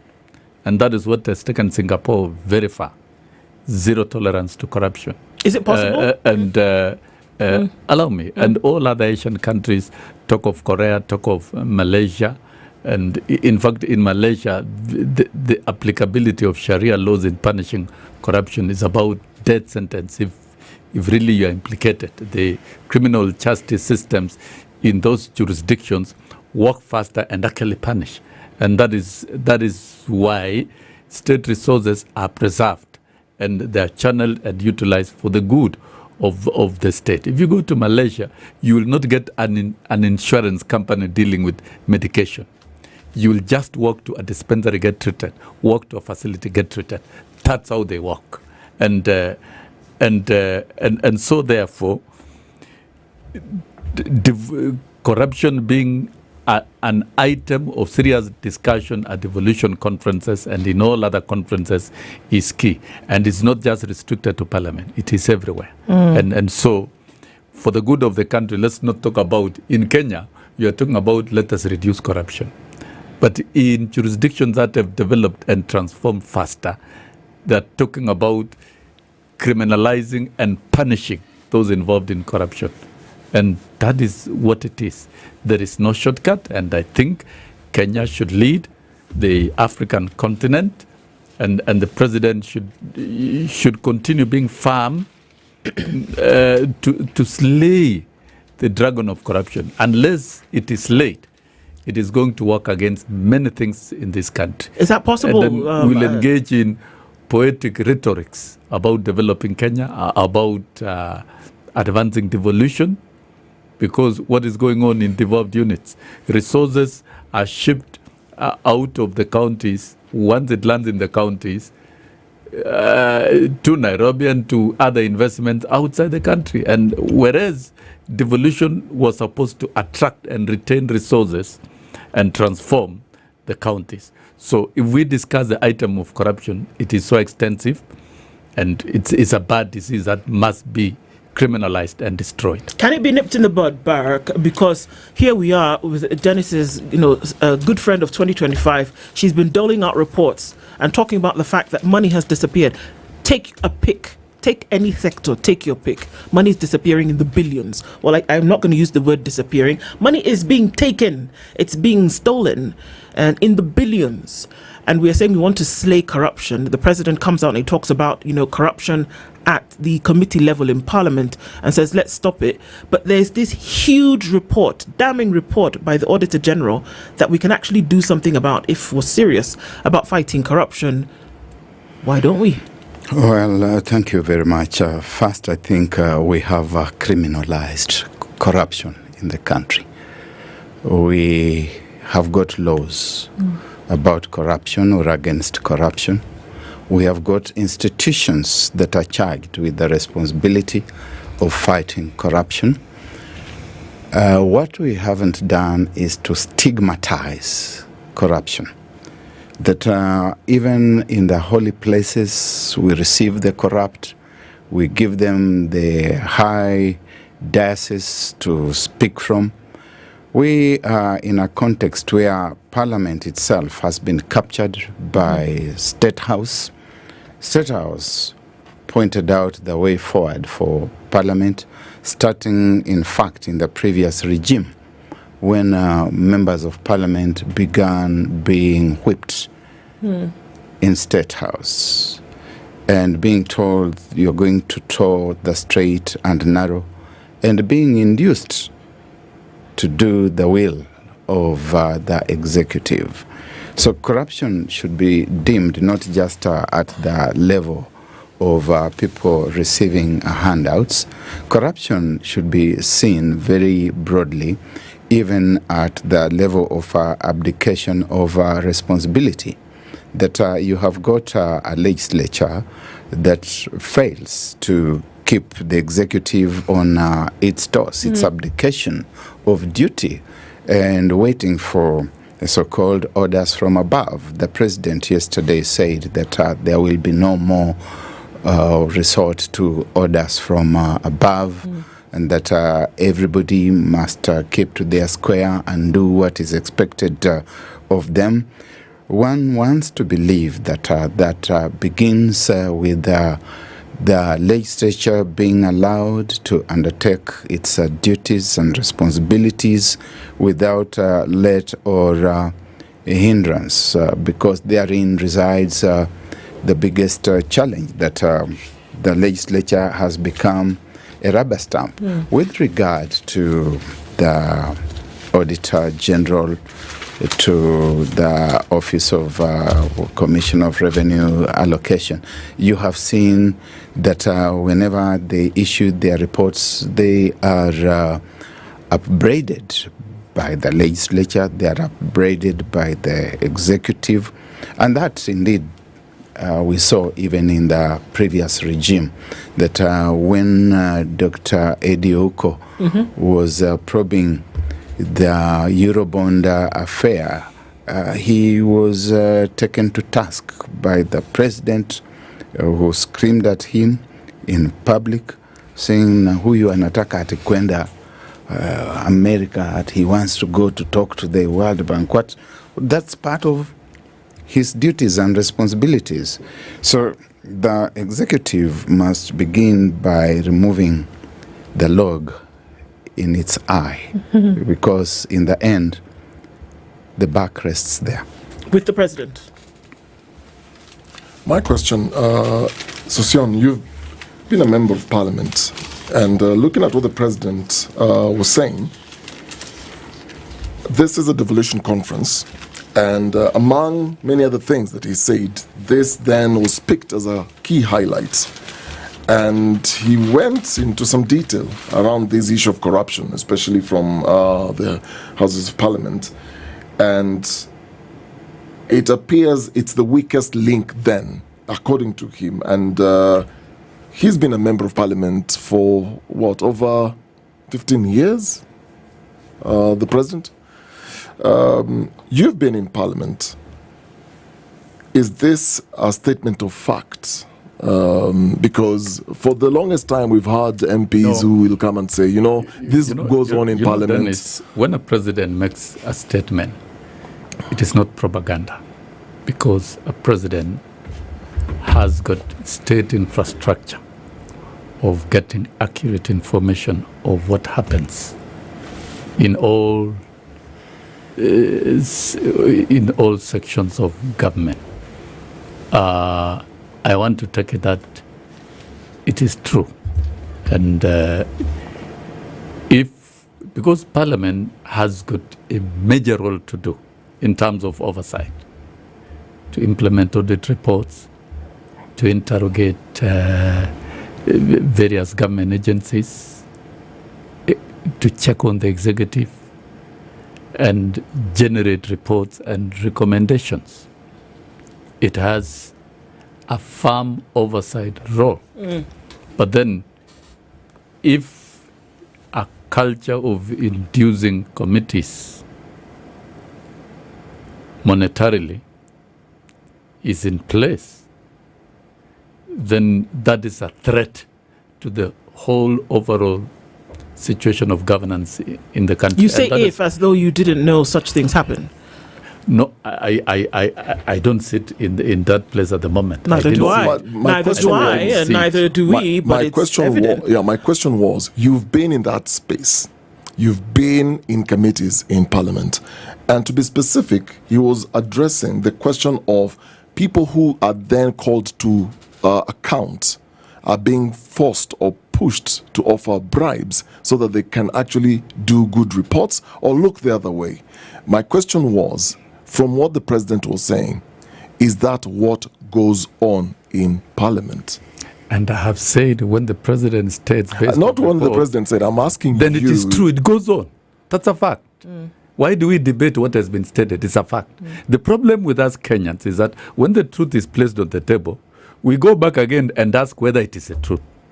That is not how to work, and that is not how to move the country forward. Let's agree there's a problem. It does happen, and that must stop. Okay. It has to be stopped. And so committees of Parliament and Parliament must do its work efficiently and effectively. For example, the reports of the Auditor General. Those are not mere public relation reports. They are reports that indicate gaps in many areas of financial management in this country. So it's upon Parliament to utilize those reports and generate the correct recommendations without exceptions. But if some committees are induced, I can see Barack is looking at me. It is true. People are bought in this country. And they're bought. People are bought in this country. Does Parliament, and I those need to ask who this don't question, have the spines to stand up to the calling of to the call of duties, are cheaply bought, and that's the problem we have in this country. So that even when Barack talks about general corruption as attitude and behavior, we must taxonomize and classify different modes of corruption. Let's hold on to that point at this point. There's open bribery, there is abuse of office. It's broad and broad. Let's hold on to that point for a minute, Bwana Sosyon, because I want to say one of the things that you had mentioned is that Parliament is responsible for checking the executive. Has Parliament checked the executive in any way, shape or form that we can see and it is clear? We stated at the very outset that Parliament is whipped in State House. The executive begins in State House. If it's being whipped in State House, and we have seen His Excellency the President saying things like, I would like to see who is going to vote differently, and there will be consequences. It is clear that then the legislature is not checking the executive. But in plain black and white, the committees are extortion forums that when they hear something has happened, a plane has crashed somewhere in Juja, or when they hear there's been an accident somewhere, or when they hear that there are some people scanning the eyes of Kenyans at Kenyatta International Convention Center, then the committee quickly will send letters to the cabinet secretaries, appear on such and such a day before such and such a committee to respond to this and that. And before you know, the chair of that committee is pacing up and down in the corridors of the ministries. That is what the president is talking about. And they're going there specifically to collect protection fees. So that is what Parliament has begun. And I have got proof, Simon. No, Simon is your brother, Wilson. It's a family affair, but okay. No, we are friends. We are good family friends. I've got not just evidence but proof that they will come around to solicit protection fees, and if you do not pay protection fees, then you are in the crucible. So it is true. My only beef with this is that the executive itself has been complicit in the corruption of the legislature. But that's an open secret. Whereas that is also very debatable. You see, the executive has... Which part is debatable? You know, when you talk of Barack, when you say the executive is unaccomplished, that's a general blanket statement. Parliament has majority and minority. And the majority has always, by practice, produced a president. And the majority leader prosecutes government agenda in the House. So Parliament is still linked to the executive in terms insofar as government legislation and programs. But to say the executive is but Wilson, chaperoning Parliament to do certain things. Wilson, you know that we had a one-party state. I don't think we had a one-party state. Let us look at these three different arms of government: the executive, judiciary, and legislature.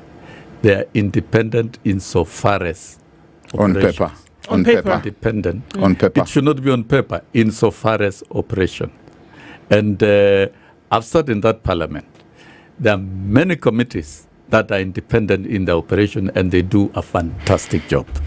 And in terms of oversight role, Parliament should not be a sleeping dog.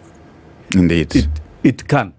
Because it looks like that is what you're almost insinuating. No. It is. That, of course, if there is a plane crash, you're talking then they write a letter. You're talking about the theoretical, asking for handouts. They should write a letter and do a proper job of investigating and give recommendations that are shared with the public. Who should write a letter? For the public of good. Who? The committees of the House. The same committees of the House who are being accused of taking bribes in order to get things done should write a letter to the House? You know, my sister, when there is an allegation and an accusation, it doesn't mean that has the president made an allegation? No. Has he spread propaganda? Who? The president. The president has not. The president has made a solid statement based on facts. So it is true what we are saying. That's a fact. No, you as allegations, the president saying but I'm saying the same thing. Saying the same thing. It's an allegation when I say the president says the same thing. You're twisting Wilson, it was very clear. But I want us to be straightforward. Just a minute. The president said very clearly, in no uncertain terms, that there is bribery on a grand scale that is taking place at the committees of Parliament. That's happening. And he called on the speaker. He said he called on the speaker. Allow me to finish so that I can ask you the question. He said that something must be done about this beyond just something being done. He said it must stop. It must stop. Yes, and indeed it must stop. So in this case, when it is being said that grand corruption and extortion is happening at the committee levels and it must stop, what's the difference in the two statements? You didn't get what Muleka was saying. I got it very clearly. The directives of corruption and whatnot comes from... No. That's putting words in my mouth. Muleka, what did you say? What I've said is that the executive is also complicit in corrupting the legislature.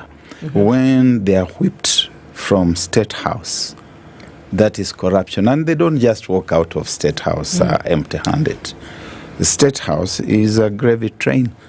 They are grist, then they get to Parliament. And even if it's just a threat and an intimidation to the effect that I would like to see who will vote against this bill, and that is on record, then that is already a form of corruption. Mobilizing to support a bill is a different thing. Political right, political Mwalimu, when you talk, I listen.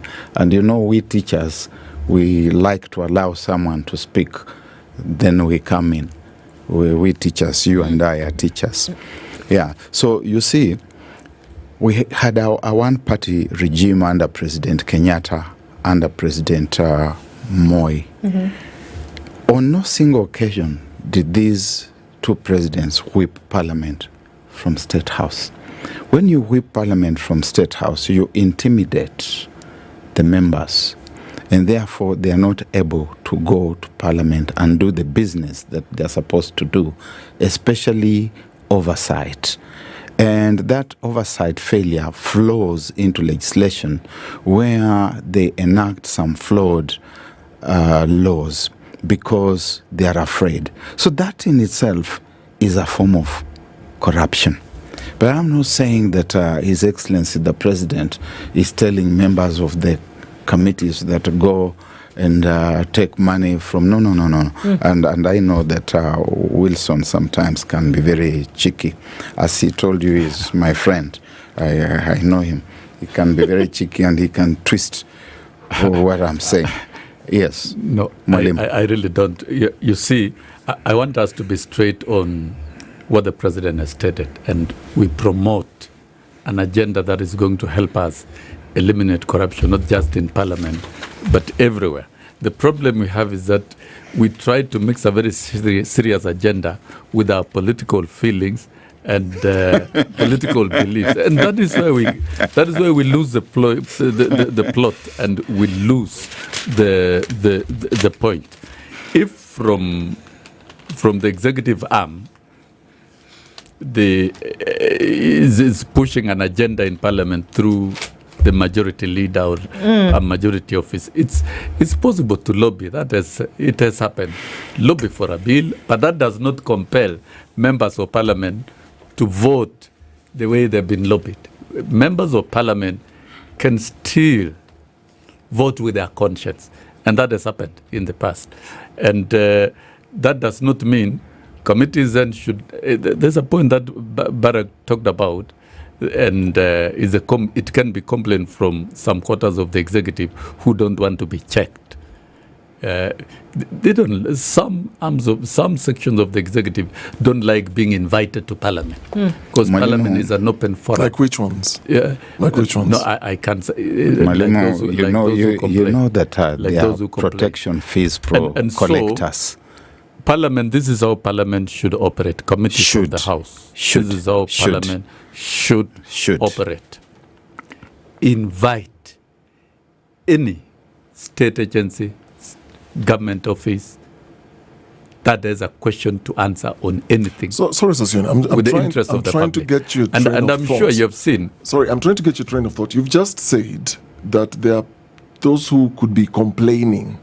Are you referring to the specific cabinet secretaries, for example, who are complaining to the head of state because they don't want necessarily to appear I'm not in linking parliament? that. I'm not linking that to the head of state. I think I'm saying cabinet secretaries who are complaining that they're being asked for bribes because they just don't want to appear before I can't answer that because I don't have an account. But this is what I'm saying: that some government officers may not like being scrutinized in parliament. That's a fact. But then parliament should do its work. Summon any state agency without asking for a bribe. That's what the president is saying. Do your work without asking for a bribe. And so this narrative of members of parliament pacing up and down should die out. Parliament should do its work judiciously, expeditiously, and promptly, and deliver reports for the public. That is what it is supposed to do. Barack, that's essentially what is supposed to happen. Without provoking inducement so that they can doctor the reports to a certain direction. Now, because if we have it working in that direction, if we have it working in that direction, that I summon Kenya Airports Authority and make very hard demands, harsh demands, and then on the back room ask them to put something on the table. That is not right.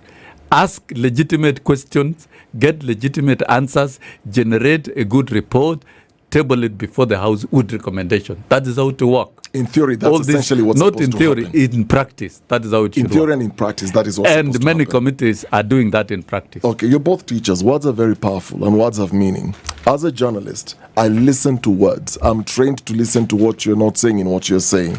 Essentially what the president said, he said, Mr. Speaker, and I quote him, "It cannot continue to be business as usual. It is not possible that Parliament committees continue to demand to be bribed or be paid for them to write reports or to look the other way on what is happening in either the national government or the counties. This is the head of state who said this statement. Now, if we just look at that first sentence alone and dissect that for a moment, it cannot continue to be business as usual.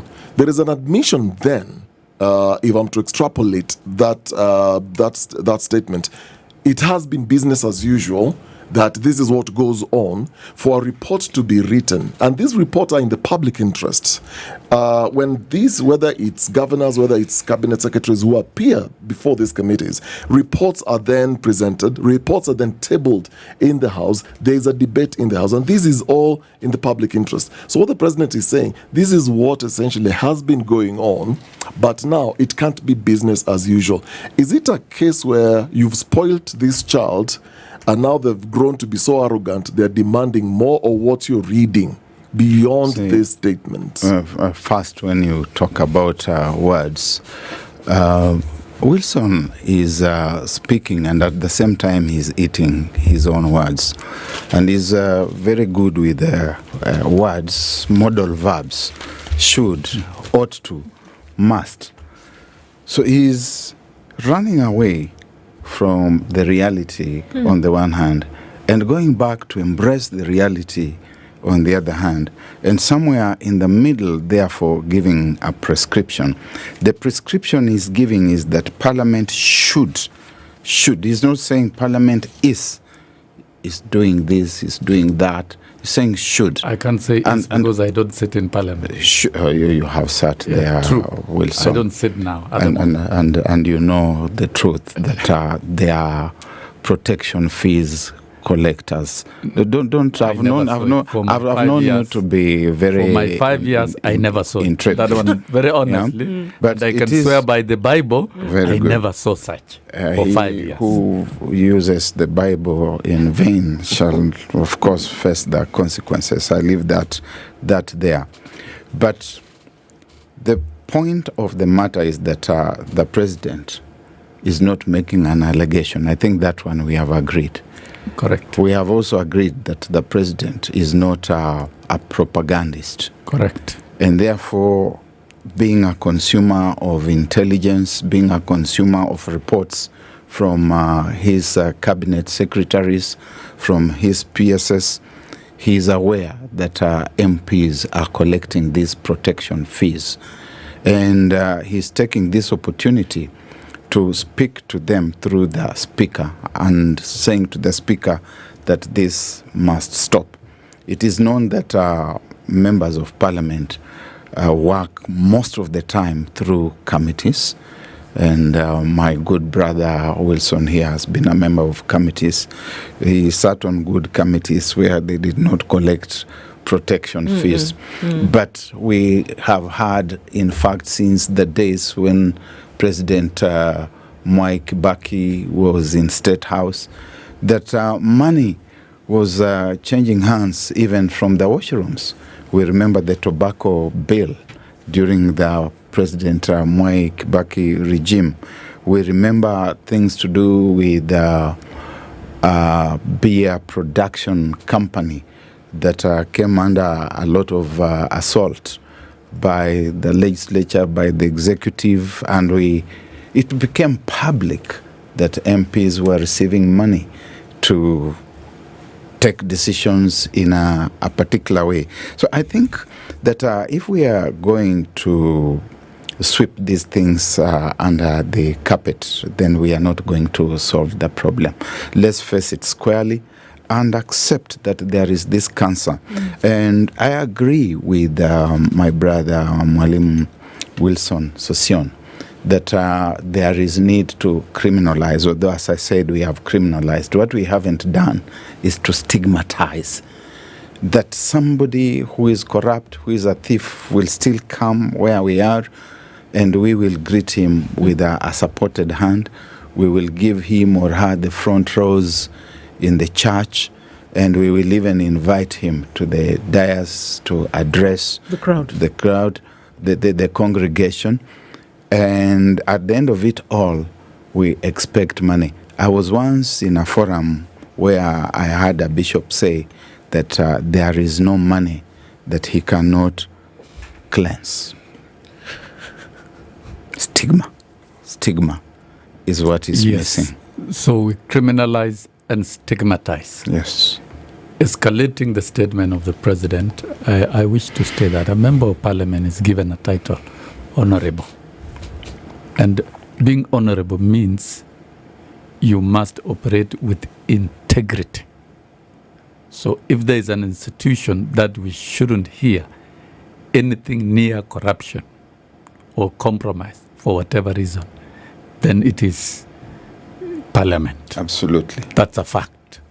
And so the beginning of the end of corruption begins in parliament. Is it the people or is it the system? By the manner. Forget about the system. First of all, you can have the system, but you have the wrong people doing the wrong things against what is established in the system. We can have legislation, but if we don't have leaders who are intentional and who operate with integrity, then we'll continue having this mess. Allow me to pick on that just a little bit, because we have new people who get into parliament but seem to then imbibe this same behavior over time. And the number of people who are in the 13th parliament, though the numbers may be the same, is a different kind of it's different people. There are some people who are serving second, third terms, and there are some people who are serving first terms, which is why I'm asking, is this a systemic issue that you may be okay on the outside, but when you get into parliament, something happens? Is that what we're dealing with here? Not necessarily. Personality of an individual, you can't change it overnight. The character of a person is formalized over time. If somebody is inherently corrupt, even if you take him to church, to pontificate in church, he will still remain very corrupt. And that is why men and women who are elected to leadership must really live up to Wilson. Must live up to allow me. This thing is systemic. Allow me. Just a footnote, Mwalim. A footnote. This thing is systemic, and it spills outside Parliament because we, the people, are at the heart of the whole thing. These people whom we elect, first we don't elect them if they have not paid us. It's a footnote. I will elaborate. Yeah. Your footnote appreciated, because then we are opening and looking at it broadly. Dr. Muluka here is reminding me that they bribe their way to be elected at the ballot. That is exactly what happens. So that then the buck stops where? With me. The buck stops with the voters. It stops with the people. The voter. It stops. It is the type of democracy that we have, that for me to be elected, I must buy my way. And that fundamentally is wrong. And when we got the new constitution, we expected a new brand and approach to politics, even in the process of identifying leaders. I remember one time somebody was telling me, you're a very good trade unionist, but you fit in the American setting and the rest. You don't fit in these other settings where you must accept to do A, B, C, D. And I was wondering, Kenya is a good country. Africa is a good continent. It deserves the best. And the people of Africa also deserve the best. The culture of inducing voters to vote for you using money has generated a culture of bad leaders. So it is a culture. It is systemic. And therefore, it is both the products of that the process of election and the products themselves, who are the leaders, and the system itself. So both. And this, we've got to deal with it differently. But nevertheless, there are laws to regulate and to guide. And that is why I still insist, until when this country accepts to criminalize and fight corruption very deliberately, we will continue staying in circles and in circles and going round and round without finding a solution. Do the institutions that have been given the mandate to actually do this then actually have the power? On this very show, in the seat where you're seated, the Member of Parliament for Suba North constituency said to us, she said, you know what, money changes hands. It does. If we are going to sit and pretend that it doesn't, we're doing ourselves a disservice and an injustice. Money changes hands. It happens in order for people to pass laws, in order for people to institute laws. I don't believe she was speaking out of imagination. She was there. She is there in those forums. And so here we are talking about getting rid of corruption as a way on towards proper development. But are the organs that have been given the mandate, been given the twin power to actually do this? I think the organs, if you talk about the EACC, you talk about DCI, you talk about the police broadly, they are doing their work. And their work stops where it should stop. It stops where they take the matters to the judiciary. You know, we have said that the challenge here is systemic and it cuts across institutions. You go to the judiciary and you will find that when there's a very good, big corruption case, somebody is also waiting for it. And we've seen lots of these cases getting into the judiciary. We never get to learn about the end of them.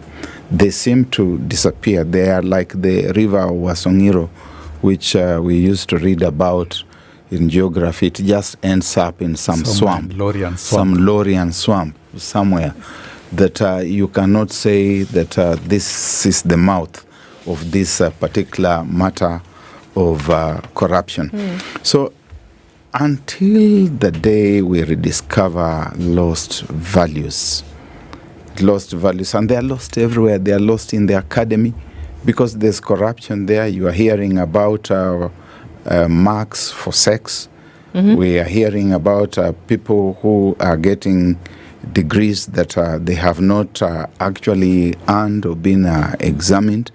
You are hearing of marks for sex or sex for marks. And even in Parliament, we have had women talking about the need to grant men certain favors before certain things can be done.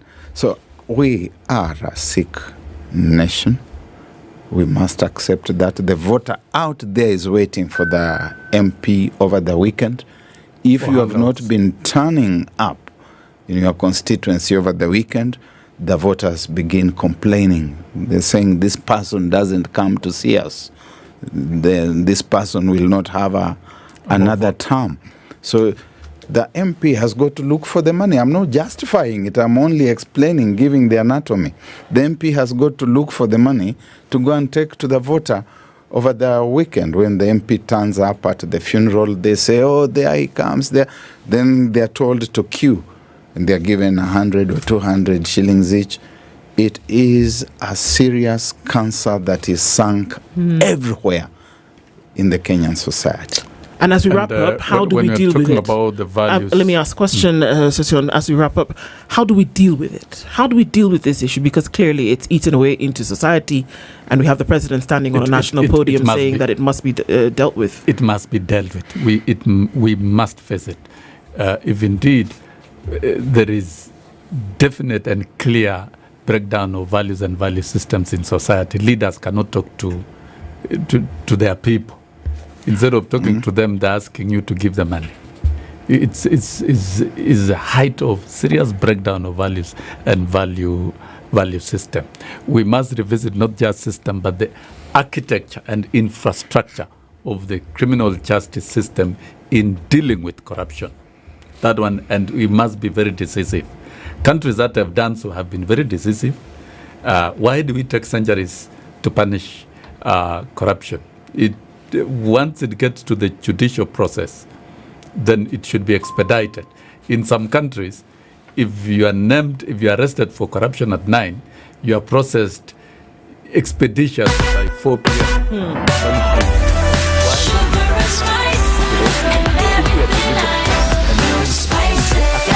of the criminal justice system of dealing with corruption will change it. That is number one. Number two, through intensive civic education and education and curricula of whatever nature, we can restore our lost values and value system.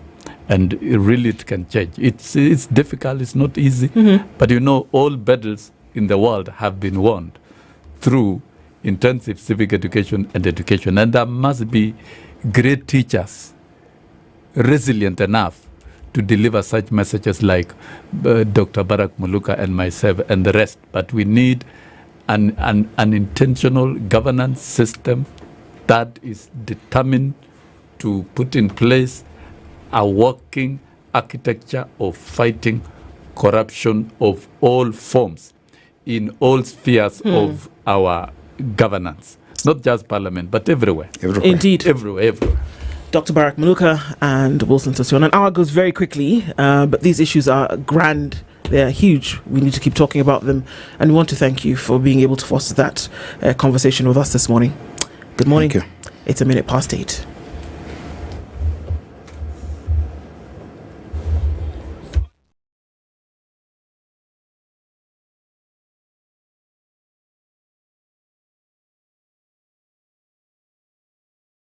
Good morning, this is the News Wire. I'm Leah Ubaga. Interior Cabinet Secretary Kipchumba Murkomen has condemned the BBC Africa Eye documentary titled Madams, exposing Kenya's child sex trade, claiming that it sought to undermine the country's image. The documentary, released on August 4th, highlighted the alarming rate of sex trafficking among underage girls, specifically in Maimahiu town. Speaking to the press, CS Murkomen explained that the documentary failed to reach the intended purpose, as some of the girls allegedly falsified their age to qualify for promised sponsorship by the BBC. We are confirming from this report that, Mr. Speaker, the entire report was fake because the people who were interviewed were not underage. And that's why, Mr. Speaker, I went the whole length to read their names, their pseudonyms, Mr. Speaker, and who they are, what they do, and why, what was the motivating factor when they were posing as children. As far as the BBC documentary is concerned, it was a hoax. It was planned, executed in a manner to portray that there were underage girls that were going through sexual exploitation, while in reality the people who were playing the game knew that they were not.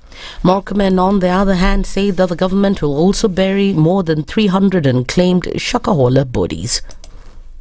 Relatives in that place do not know that the person they lost actually went to Shakahola and they died there. So they are not even presenting themselves for DNA test. We are about to make a decision as government to see if we can inter the remaining parts of bodies because of lack of any further people have come out for DNA, and maybe just create a memorial center within the Shakahola itself.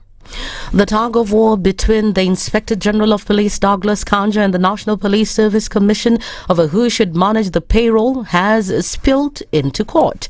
The IG has also been separately sued for failing to crack the whip on police officers involved in either miming or killing protesters. The IG has been sued before the High Court, accused of taking over a role not within his powers. The payroll case was filed by Sheria Mtaani and Shadrack Wambui, while Sebastian Ochieng, Janet Mbithi, Job Omondi, Masharia Kanje and Michael Okuto filed the case to hold the IG and NPSC to account for atrocities committed by the police. A requiem mass for the 26 victims of last Friday's tragic road accident in Kisumu will take place today at Naki AIC Church. The mass will be followed by a night vigil tomorrow, even as the burial is set for Saturday in Nyakach. Committee Chairman Vincent Kodera says despite the government covering some of the funeral expenses such as coffins and mortuary fees, they still have a deficit of 15 million Kenya shillings. We are offering services here in level 5 and in all our facilities across. Apart from the nurses, all the other cadres are on duty. Doctors are on duty, clinical officers are on duty. My apologies for that. A fundraiser via PayBill has been launched to support families, with former Prime Minister Raila Odinga contributing 1 million Kenya shillings. South and in the international scene, South Africa's unemployment rate rose for the second quarter in a row. The official unemployment rate stood at 33.2% in April-June, up from 32.9% in January to March, one of the highest rates worldwide. The coalition government formed after the African National Congress lost its parliamentary majority in the 2024 election has struggled to achieve a meaningful drop in the jobless rate, despite making that a priority. The Standard Group PLC holds the exclusive radio broadcast rights for the 2025-2026 EPL season within the territory of Kenya. This exclusive license grants Standard Group and Sole Authority to transmit the broadcast EPL matches on radio here in Kenya. To all EPL fans, we welcome you to enjoy comprehensive live and exclusive coverage of the matches through our stations, SpiceFM, Radio Maisha and Berur FM. That's the news wire. I'm Leah Ubaga.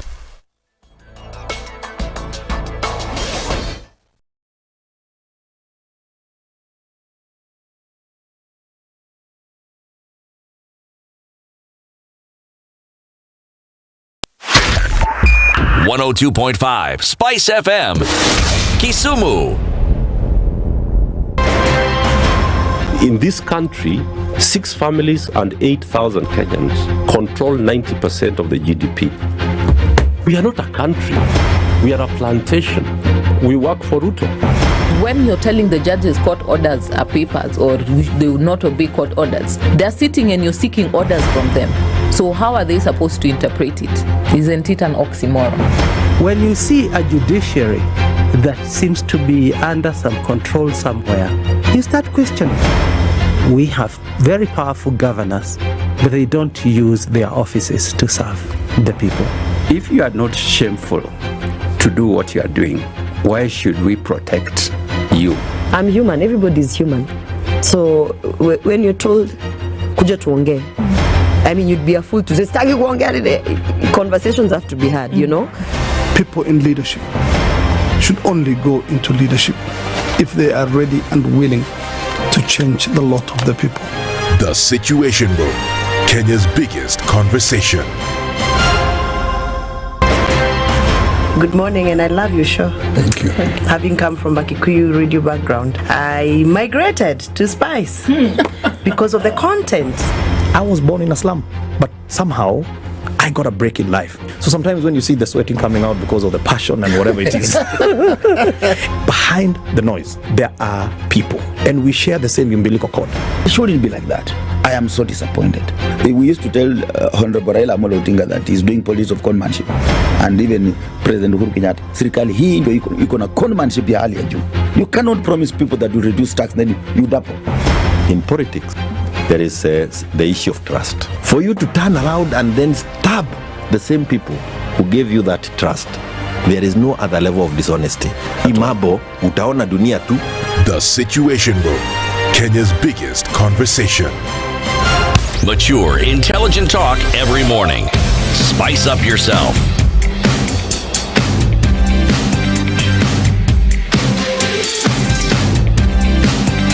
Mornings done right.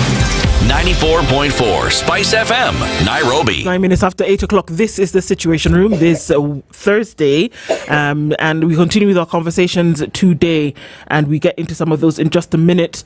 Dennis, you said that whether we're in Homa Bay, Nairobi, wherever it is, we can stay connected. Oh yes, you know, in this day and age, if you don't have access to the internet, you almost feel there's something missing in your life. And this August, we're giving a very, very good deal to get connected, and not just getting connected, but to get connected with good discounts and also enjoying very good super speed. So Safaricom Home Fiber Internet Connection is giving you a deal where you can enjoy up to double the speeds for 25% discount on any of the plans that you want to choose, whether it's bronze, silver, gold and diamond plans. You get 25%. Now the welcome package, because that's what they're calling it, to invite you into the house. So this includes a free router and zero installation fee. So like Ndu said, if you're in Homa Bay, it still will happen. If you're in Tana River, Malindi, Bungoma, Baringo, anywhere in this country, you will get connected. Why is this important? Because we're not just talking about fast speeds, we're talking about reliability. Right. So this is someone and something that you can rely on, whether it's in the morning, in the afternoon, or in the evening. And if there is an issue, you get sorted very, very, very quickly. So this holiday, when you have kids at home who want to do gaming, this is the plan for you. If you are those who work at night and you're doing online jobs, or you're actually attending seminars, or you're teaching online working or high-speed web browsing, this is the deal for you. All you need to do is dial *400# or visit my Safaricom app to get connected today. The offer is valid to new customers only. Let me repeat, new customers only, and it runs up to 31st of August. So we are in the middle of the month. And so you've got a couple of days to go. You don't want to do this last minute. You need to do this now. Feels good to be home with Safaricom Home Fiber. Absolutely. And so that's one to get connected to right now. And I want you to be very deliberate with your money, your goals, and your legacy. Standard Chartered Priority Banking is offering a comprehensive approach to managing your finances, both your current lifestyle needs and your future aspirations, what you are doing now and what you want to do in the future. So whether you're thinking about starting a portfolio or you want to streamline your assets, you need to talk to the folks at Standard Chartered. And you also know that even as you do, sometimes you're wondering, okay, what do I do? All the things that I've built, maybe poor advice or market downturn has sent everything through into the bin. But you know what? The expert teams at Standard Chartered don't just guide you. They protect your assets from market fluctuations, economic shocks, and unexpected risks. So you don't have to worry about such. It's not just about growing wealth. It's about growing wisely and about clarity, and your path to smart, protected, and informed wealth starts with one email: wealth.ke@sc.com. This, not later, now is your time. We're getting into a conversation this morning with nominated Senator Gloria Orwa. She joins us this morning. Good morning. Good morning. How are you doing? Very well. Very bright. Yes, in high spirits, in good health. This as is always. good. This is good. Something informs that. And we'll talk about that just in a minute, because you know things have been flying all over the place. Yeah. And when we're asking questions about alternate leadership, who's in the spot, who is not, what then does it mean for the country moving forward? We'll talk about that just a little bit. But I want to tell you what the Botswanans are saying. In our proverb this week, this is the country that we are in, and a thing about proverbs is that we as Africans, we share a lot of the same lessons, a lot of the same methods for life. This is what this one says: the child who is not embraced by the village will burn it down to feel its warmth. Why am I feeling like that is targeted? I promise you that this is that situation where when you are guilty and you go online and you see people saying you think they're targeting you, think it's about you. Actually, your laugh made me think, wait a minute, what's the connection? Then it hit me. Oh, snap. Wait, it's a coincidence. Yes. Shall I repeat the proverb? Please do. The child who is not embraced by the village will burn it down to feel its warmth. Kufa dereva makanga kila mtu. Wote. Hata mama mboga at the roadside. That's why I'm like, that is targeted. No. That is actually kind of true. But however, that is mostly with people who are destructive. People who, the only way they understand, the only language they understand to get their way is to be destructive. Yeah, but if you're a person who's about building, then it's different. And now that's me relating it with my situation. We are not burning down any villages or anything. We are focusing on being constructive. Right. Yeah. Okay, fantastic. Now, in terms of constructive, a constructive leadership, there seems to be sometimes, everything flying all over the place. And people asking the question, where is the goal? Usually where it's like there's the bullseye, right? And everybody should be aiming to get that bullseye. But it would appear as though arrows are being shot all over the place. Somebody is here saying, okay, I want to be this, I want to be that. And we're asking, where is the space for alternate leadership? We'll come into the wrangles every now and then and how they play into all of this. But is there a direction that Kenya is going at the moment? First of all, in leadership or in the spaces of what, let me say, where where you are hoping to achieve power or to be a leader or to take some form of, front row, no one is going to give you the space. Nobody, nowhere, not in any workplace. There's nowhere where you'll be told, oh, now there's a vacancy, because nature abhors vacancies. So when you ask, is there space for alternative voices, alternative leadership? First of all, there's no space for anything. It is upon you to create that space for yourself and to create that space for the vision or for the type of leadership you think you are bringing. That is why you see some of the younger leaders have decided to chart their own path. And I am one of them. But to think that someone will give you space, oh, I'm telling you, I've not been in politics long, but no one is going to give you space even to breathe. Yeah.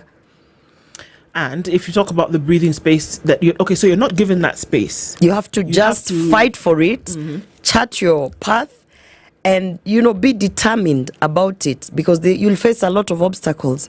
Because obviously anyone who's intending to change the status quo anywhere will be fought immensely by the cartels who are used to the system that is in the place. In any place, in parliament, as you have seen, the way they have fought me, because my intent was to change the status quo. Now you see the younger leaders coming up. You've seen Wamushomba being suspended for 20 days yesterday because they are attempting to change the status quo, which is not a good place for our country to be. So you'll be met with a lot of opposition, with a lot of, you better be ready to lose everything. So, and that's what you're seeing happening now. But what is encouraging is all the messages of motivation and, the messages that you get from the public who you're fighting for the people, your constituency of people. It's encouraging sometimes just to wake up and read that message that says, you know what? We might not be active online. We might not be active in the spaces that you are in, but we support you. There's a huge silent majority that is banking on you as the person who has decided to take up that mantle and change the status quo. You will be asked this question often, and that is that at the beginning of this administration, there was no question where your loyalty, solidarity, allegiance laid. Yes. There was no question. Yes. And that in every opportunity that you got, you not only endorsed but fought for the administration of the president. There was no doubt, and there still is no doubt where my loyalty is. Okay. Yeah, because I love this country. My loyalty will forever be in upholding the constitution, doing the things that are right for Kenyans. And at the beginning of this administration, I do believe that the intent was aligned with my loyalty. My loyalty will forever remain to stand by the truth and to stand by doing good and doing the right things for the people that you've been put to represent. I was nominated to represent women. Surely, at what point will I be standing proud to speak of the numbers of femicide? At what point will I be proud to see women in leadership being taken out of their leadership positions? At what point will I be proud to see the level of sexual harassment? Yesterday you saw the president talking about corruption in parliament. When I spoke about corruption in parliament and the cartels, I sat on this chair, I was suspended. The president is now echoing what I said. He's echoing what I said at the beginning when I started realizing all is not well. It is just a matter of time before the president confirms that it is his administration that has the highest number of sexual harassment. So you can see with time, I'm still loyal because I'm loyal to the constitution, loyal to doing the right thing, and loyal to ensuring that when you're given a position of leadership, you carry it with the responsibility that it deserves. So when did the hiccups begin, Gloria? Because if you're talking about loyalty from the very beginning, that has not dwindled or faded, that it still remains the same till date. So when did things start to get sticky for you? And let's also connect it to the fact that just a few days ago, what did the president say? He said that with the companionship, or now with the partnership with Raila Odinga, that we're going to see that the 2/3 gender rule is achieved in this broad-based government, amongst some of the things. If that was really the intent, even just on that question on the 2/3 gender rule, why the hell would they continue nominating men in positions where they should be nominating women? You've seen what happened at the Kenya National Human Rights Commission. The reason why Duncan Ojwang, who by the way is a brilliant lawyer, the reason why the whole appointment or nomination of his had a challenge was because the administration was not following the 2/3 gender rule. If the vice chair is a man, it is automatic that you have to nominate a woman. So if indeed, you see, this is where the lies start showing. Because if indeed those are the things that they did a handshake after the Gen Z movement and said we are going to work on, you can always lie that this is what you want to do, but your actions will just show the world what you really want to do. If you look at even the latest appointments, you look at the latest things. In fact, the thing that I've seen this administration likes is to reduce us back to the kitchen. If you go to the Star and look at page 2, the photo that they like to show as women, that is Governor Wanga helping to fry the fish. Because that's like a nice photo, right? There are photo where the woman, we are cooking. There you can prosper. You understand? The intent will always be shown by your actions. And for me, my actions and my intent have been the same. And I think, I made a promise to myself when I lifted that Bible. And I remember telling my colleagues that time, we were all besties when we were coming in, freshers. I said, I will never let this place change me. Parliament is not going to change who I am. I will change Parliament. And I'm the only one who stood by that word where we kept on saying, we are not going to change who we are. We've come here on a mission. We were with certain senators when we were saying, let us remember this day and how good we feel about being in this position of leadership. Nowadays, I look at them clapping at all sorts of mediocrity, cheerleading at injustices that are being meted to Kenyans. And I refused. I said, I'm not going, Parliament won't change me. Parliament will not make me corrupt. Parliament will not make me the person that they want to turn me into. I will change Parliament. So I'm happy to see the president also saying what I've been saying. I'm being punished for saying what the president is now saying, that Parliament is corrupt. So I have to just, on that question, then I still have to ask that, where did then things go sour? Because it would appear that there was a souring of things, and this is why we see, okay, Gloria Orwa spoke up, and she said, you know what, I have been sexually harassed by somebody in Parliament, and it cannot stand, okay? Then we saw a bit of friction. And then you said, no, whatever is going on with, some of these jobs abroad, projects. Some of these projects, there's a problem here. There's corruption here. Are you saying that because you stood out to speak over things which the government had already said that they were speaking out against anyway, that then you were being targeted? And those are the ones that you know of. You will not believe. I mean, it's just that I'm a person of, there are things that I don't share my personal messages or any forums that I'm. You will not believe the things that I spoke up against, even including against some of the cabinet nominees, and said, sincerely, let us not joke with this sector. Let us put someone who's actually, because I'm not a person who's afraid to speak up. So in those are the things that are the ones that came to the public.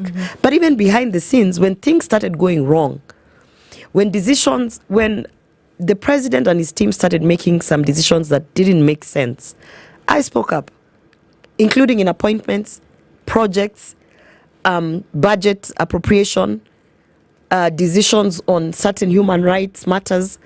I'm a big activist in terms of women's rights and ensuring that the girl child is taken care of. I spoke up in those forums. They got tired of me. They got tired of me reminding them, guys, we are in office. When you see the president lamenting about corruption, what is a common Mwananchi supposed to do? If your president is coming to complain to us, Parliament is corrupt, but tomorrow he will say, I have numbers in Parliament. That's why they've passed all these absurd bills. So if you have numbers in Parliament, and now not only do you have your numbers from Kenya Kwanza, you also have numbers from the handshake. It is your members then who are corrupt. Why don't you call your members or even arrest them? Because you are saying Parliament is corrupt. And in fact, specifically, you have said members of Parliament. You're not even talking about the whole Parliament as an institution. Members of Parliament are yours. So if you come to the electorate to complain about your numbers that are corrupt, what do you expect the public to do? You as the party leader, as the handshake or the person who is running the show between this broad-based thing, should be able to say, Kimani Ichung'wah, come. I hear the chairman of ABCD is asking for bribes. Can you summon those people to State House? In fact, those are the meetings that we should be having in State House instead of turning State House into a rally, into a ground for rallies. This Friday that is coming, day after tomorrow, today is Thursday, so tomorrow. Yeah. Tomorrow, you will not believe if I tell you that up to 5,000 to 8,000 people from Kisii County and Nyamira are being shipped to go to State House. For? Exactly, for what? Who's leading them there? The people who they have chosen, you know, the usuals. I call them boys. Allow me to call them boys. Those boys, Kinausoro, Zahir. In the grand scheme of thinking, let's go as far back as you want to go back. Since when has State House been a campaign ground? And not that we don't want people to go to State House. In fact, State House should be open for everyone to go and seek audience with the president in terms of, I have seen that there's not enough money allocated, let's say, for the basic needs such as water in terms of bowls or whatever. You know, so you can make sure you have ferried 5,000 to 8,000 people from Kisii and Nyamira County to State House. And you know the mobilizers who are calling people, because I'm from Kisii, are saying that each and every person who goes to State House tomorrow is receiving 100,000. That is the word on the ground. Each and every one of these 5,000 people who are going to State House That tomorrow. is the word on the ground. For what? We are also waiting to see. I'm just coming here to tell you what is happening in the ground. That there's a meeting in State House tomorrow. 5,000 plus people are being shipped from Kisii to State House. And word on the ground with the mobilizers who are there is they are saying that yule ambaye kila mtu anaenda andika jina whatever ukifika we are giving 100,000 to each person. Now back to my story. Instead of calling those your corrupt members of parliament who you are claiming are corrupt to State House, to tell them in fact DCI or NIS or whatever have shown me this, you are asking for bribes. And you are part of this government that is fighting corruption. You are busy ferrying 5,000 to 8,000 people to showcase might that, in fact, Kisii might have a presidential candidate coming against me, but I can ferry 8,000 because of the promise of handouts. Okay. So, you know, even that I was thinking to myself as I was sitting out there, we really, as legislators, I don't know where our minds are, because a law must be placed. Because if someone will come in there and decide, instead of working, State House is supposed to be a place where you work, you move policies, you know, work, kazi. It's like now this studio, we start turning it into a marketplace or a rally. So it seems, well, there's the politics of mobilization, then there's the politics of tokenism. So it appears what we actually then see out here, though it's not secret, where then you are giving tokens for people to either attend a meeting or to a certain line. For optics. For optics, the numbers are so important to every politician. Then, in your experience in Parliament, because this is what the president is saying, that it can't now be business as usual. This is what has been happening, and roped in judiciary, and also spoke about ACC coming in, and there is no question of there's a phone call high up or orders from above or below. And you earlier said that when you got into Parliament, you and many of your colleagues were very excited, and the idea was, what change then can you bring now that you are new members in the House? How fast did people start going down in terms of you lose all the... We didn't even take our first salary. Wait, it happened even before your first salary? By the time we were receiving the first salary, I was running solo. What do you mean? You know the way you put a pact, you're like, we will not change, we will... By the time the first salary was coming in, it was only me standing there with my pact. In September 2022? Yes. So what happened? And the only thing that happened after that, it became worse. But you still showed a brave face in public. I did. You know, if I don't do it, then who's going to do it? I have said this is the hill I've chosen to die on. Because I know what I wanted to achieve when I joined. People are thinking you're crazy, you should have taken the money, you should have put your head down and just, gotten your salary and everything. Before that first salary came in, already there were calls to do certain things and money was changing hands. Is that what you're saying? What already there, you could see the people who you had an allegiance to bring change had started being influenced because they were targeting certain committees. to be in certain committees as members, so they would be, you understand, they were like, you could start saying hapa utabaki peke yako, because so now people lobby to get into certain committees. Of course people lobby to get into certain committees, which is normal, because even me, there is a committee that I really lobby to be in the ICT committee, because that is where my passion was, and I wanted to get some changes. Lobbying is not the problem. The problem is when it comes down to, if you want us to put you in this committee, you must do this. Or you must, pledge allegiance to this person. So these are fellow MPs who then ask you, or... I mean, it can be anything. Even, for me, it even goes down to staff. I've spoken about the real members of parliament are not the elected ones. They are the staff members who sit in parliament. Those are the guys who run the show. You go get your votes. When you come, you will find a clerk there who will give you directions of which bill you are going to table. So that's how it is. And the thing about this situation is, some of the staff members who are actually very, who have the same ideologies, I believe, with the change, people want to make change, are actually praying that this term needs to end. Because according to them, and they keep saying this, they have never seen such a horrible lot of members of parliament, than this lot. In the Senate, some of the staff members always say, we long for the days when Orengo and his team used to be senators. And is this directly linked to... And I totally understand where they're coming from, because they're coming from the place where these are people who knew why they came to parliament. If we're saying, because this is serious stuff, we can maybe smile at it, but we can't downplay it. Because if you're already told what bill you will propose, if you're already told this is how you will operate, if you're told that this is how you are going to function as a member of parliament, whether you're in Senate, whether you're at the National Assembly, then you have to ask questions about what happens to lawmaking. Can we actually then have legitimate lawmaking in this country? Will it be authentic? Can you have proper representation of the people? Can you then have independent budget making? Can you do that? And oversight? You see, apparently, I can't speak for the previous, but from what I hear from the staff members there, apparently before this particular parliament, before this group of members of parliament, apparently, as much as there was some influence, apparently there was a lot of independent thinking. And I'll give you an example. I went in with 6 bills at the beginning.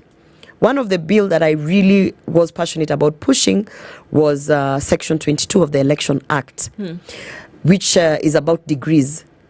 And remember, before the last election, there was this whole thing that in order for you to be a member of parliament, you need to have a university degree and what. At that time, I was still in my activist stage. So I opposed it. Because there was the issue of the diploma people, there was the issue of people. University is not a luxury for everyone. It is not provided for free by there. So the grounds for opposing it were more about equity and ensuring that leaders are from across board. So when I said to myself, if I go to parliament, I will make sure that I legislate on that Section 22. Because the issue was, what are the minimum requirements for you to run for office as a member of county assembly? Or, there are no minimum. It's not really, there's no framework. So when the High Court declared that Section 22 was in fact unconstitutional, that's when all these people were allowed to vie. People always say the likes of Oscar Sudi, all these MPs who don't have degrees, they were allowed to vie because it was declared unconstitutional, that particular section. Now, I remember saying to myself, oh my goodness, one of the things I must go in when I go in is to provide a legal framework of what is the minimum, what do you call it? Minimum for you to become qualifications. So that is one of the bills that I presented. That bill never even got to drafting. You understand? So now when the issue of recalling a member of parliament came to play, and you have heard IEBC saying that they would like to, facilitate the petitions, but there's no legal basis, there's no legal framework, because Parliament has not passed a legal framework to recall your MP. I laughed. You know why I laughed? It's the same way when I took my proposal of Section 22 to give a minimum qualification of who should run for MP or whatever, it was not even drafted. Because if it was drafted and passed, it would mean 2027 people would actually have a framework of if you want to pass. And I wasn't trying to take everyone to university to get a degree. I was simply trying to legislate that at the bare minimum, those who are running for member of county assembly, they go to Huduma centers. There's this basic exam that you do. You learn about the county assemblies, what you'll be doing as your work. If you're running for MP, there's a basic exam that you do, and it doesn't have to be written, because there are people who want to be leaders that they can't read, they can't write, so it can be orally given. It would include the people with disability. So it was the issue was, we must put a framework of understanding, are you capable of going to the county assembly, to the national assembly, or to the senate? They did not even draft that bill. So when this issue of recalling MPs came, and IEBC is correct to say that they don't have a legal framework, because really they don't. The legal framework has to be passed by the same people you are trying to recall. They'll never pass it. You understand? Now, the issue there is, that goes to show you, it's not that no one has proposed it. As I've said, like Section 22 have proposed. It's just that they will never allow it. But it begs to ask you the question. If you can't recall an elected member of parliament because IBC says there's no legal framework, how have I been recalled? Because if you can recall me, then you can recall an elected member of parliament. Because the law is clear that once you get to parliament, you are not nominated or elected. You are members of parliament. So if a party can find a way legally, which is not even stipulated, it is actually not stipulated in law, but my political party has tried to find a way to recall me, because what they have done is to recall me. And as you can see, I've not been in office. Why can't you recall an elected member of parliament? Because it's the same process. It's the same. It should be, and it is. So it is a whole fallacy. That's why I'm saying, if these institutions were independent, we would not need to sit here and talk about why we are giving away Kenya Pipeline. I'm going to ask. We would not need to sit here. I need to ask you, and there are two questions, but the first one is, first of all, you, to an extent, were close to the president, yes? Yes, absolutely. All right. Because I do remember at the beginnings of it, you told us that, you know what, I wanted to be part of this politics going towards leadership. And the president called you at some point and told you, let's go about it this way. Yes. This is the way in which you should start. Yes. And he advised you. Yes. So that means, to an extent, Gloria, you understood his thinking. Yes. You understood his mindset. You understood. Then another question which requires a yes or no. Do you think that all of this stops and ends with his leadership as the president? Absolutely. All right. Now, and one thing I can tell you is, the president that we see in State House today is not the president that we campaigned for. Okay, so now that was my next question. If you know the president in the manner in which you said that you did, and he advised you on a personal level about what to do with leadership and how to go about it, you campaigned for him tooth and nail, endlessly, tirelessly, until he got into that position, and it would appear as though everybody on this team was moving forward. Somewhere along the line, things didn't go the way in which you envisioned them to, and there are many people who've dropped off along the way. So were you fooled? Were all of you fooled in terms of who you thought the president was? Or did you see the red flags, as many of us often do, and ignore them? You see, that it would be different. First of all, I always tell people that when we have these conversations with me, I only know politics as of 2019. So when people say, when we were with Ruto in URP, I can't resonate, because I was not with Ruto in URP.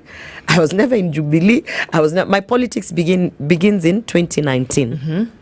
So having said that, I can't address, did you see any red flags? Because from 2019 to 2022, when we got into office, was the same person with a vision, with the passion to change this country. 2023, that's when I feel like, okay, what's happening? What's changing? Why does it feel like we are no longer going the bottom-up economic affair? Why does it feel like it's no longer about the hustler nation? Why does it feel like everything has become a business venture? And then when I started voicing out in our platforms, I was I was literally put aside as the negative one, the one who doesn't see any good thing in what we are doing. Fast forward, when we went to 2024, that's when Gen Z happened. Prior to Gen Z happening, there were so many things that led up to Gen Z. Even in our platforms, there was, like in our internal communications, there was a lot of things that was happening. There was the fights that we could now see between... Is this the party internal communication or the party, at the Senate level? The party internal communication. The Senate level, they removed me a long time ago. When they suspended me, they removed me from those platforms. Thank God, because those platforms never used to add value. So but I'm talking about now the party. And, anyone who was in that internal party thing, you could see that something is coming. By the way, it is not that the 2024 Gen Z protests caught the government of like they didn't know about it. They knew it was coming? I mean, if they didn't know it was coming, how come me I knew it was coming? I could feel, the way Okoh ground, you'd go to a supermarket, you talk to people. So you can feel something is coming. People are mad. There's a lot of anxiety.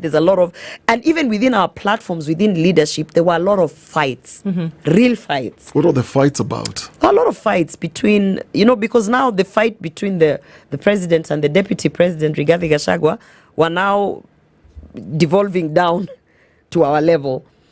And it almost felt like everyone had to pick a side. Because obviously, Rigathi Gachagua was fighting for some different direction.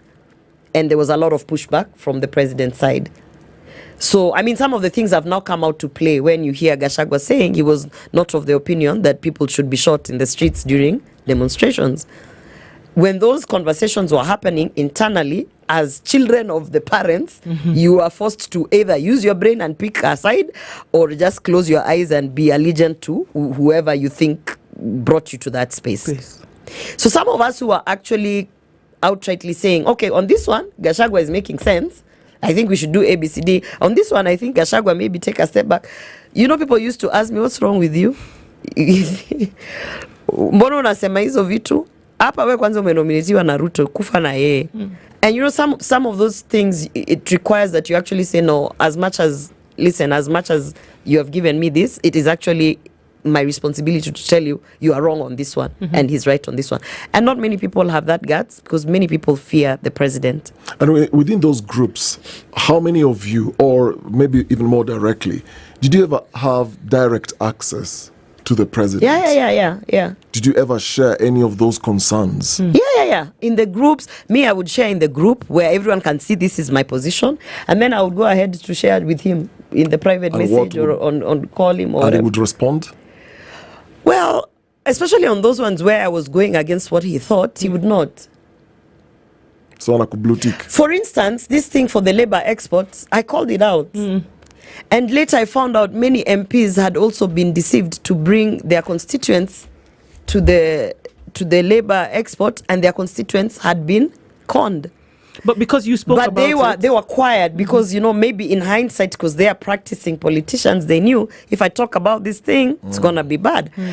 I am glad that I was ignorant to the fact that I didn't have any background on politics, because I spoke about it. I keep talking about it.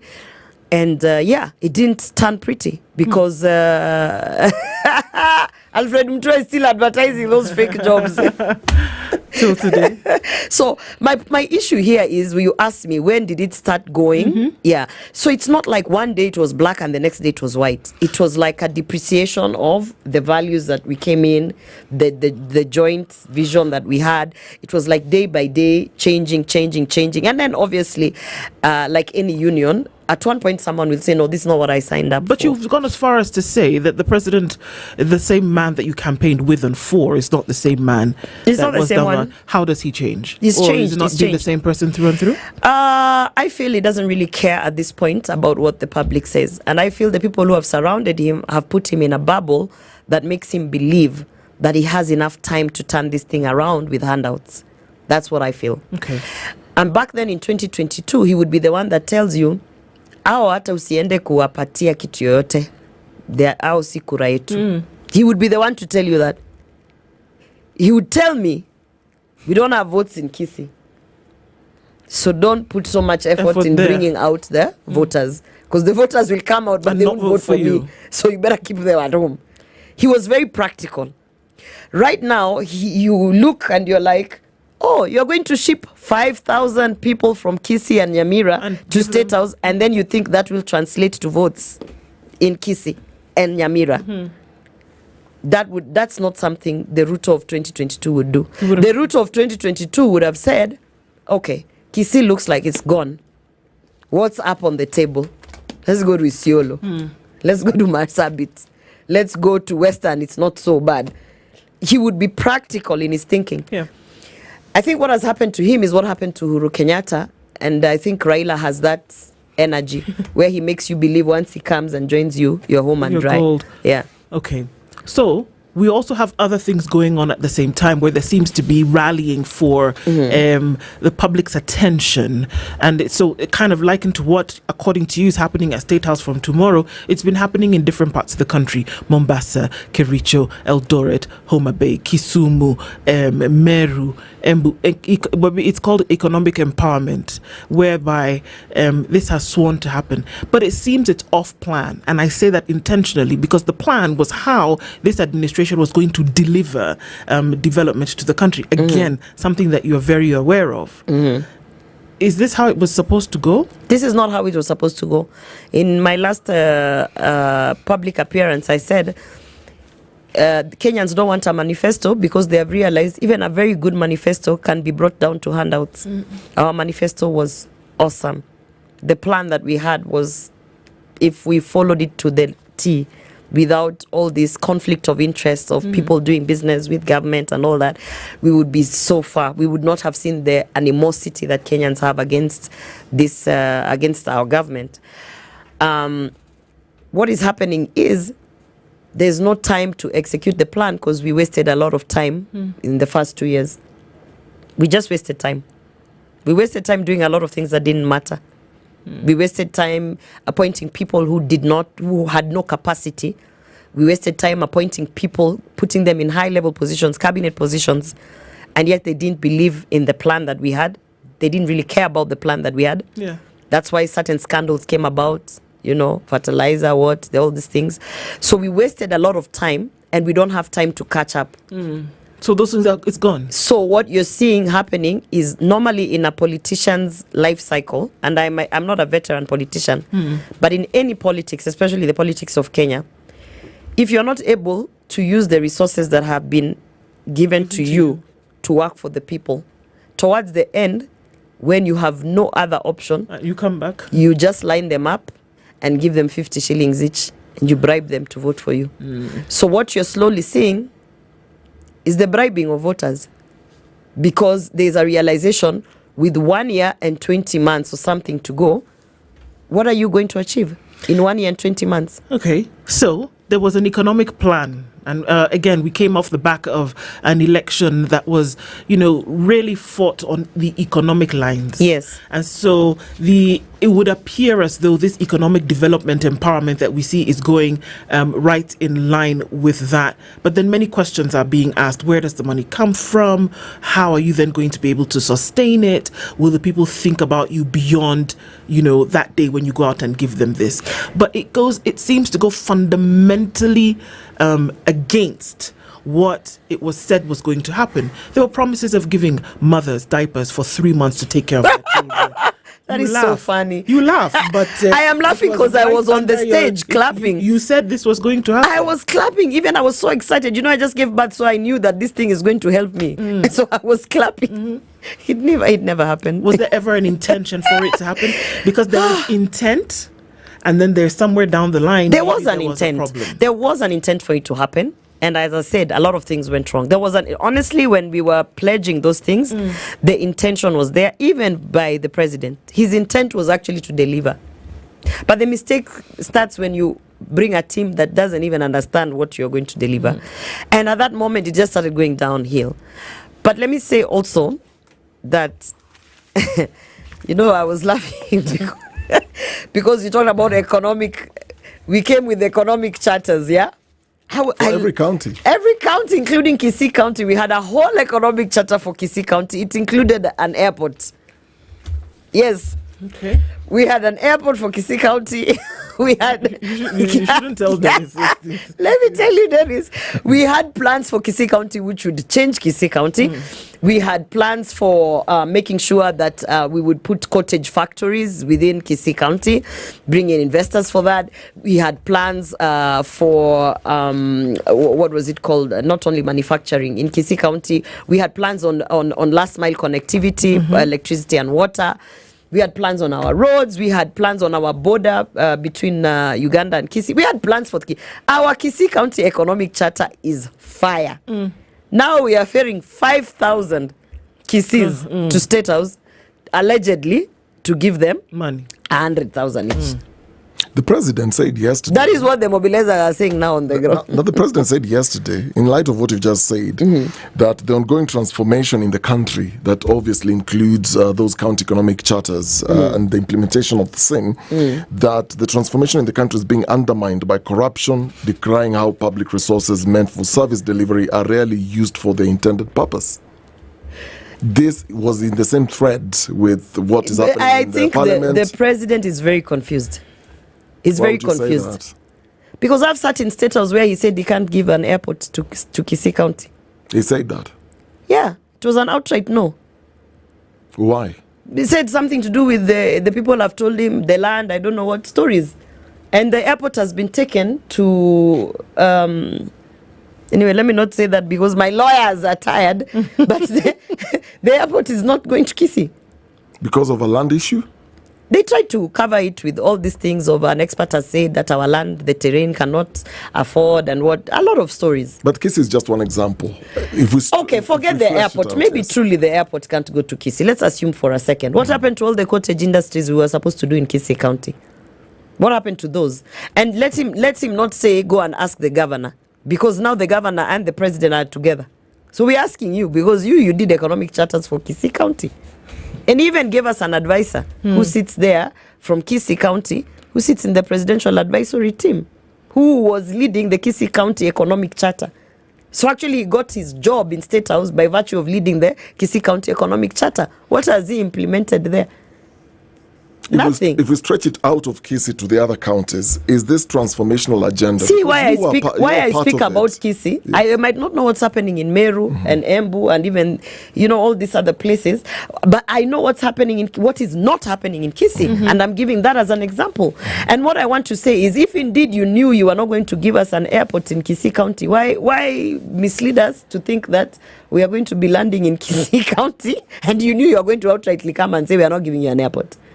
Yet it was in the economic charter.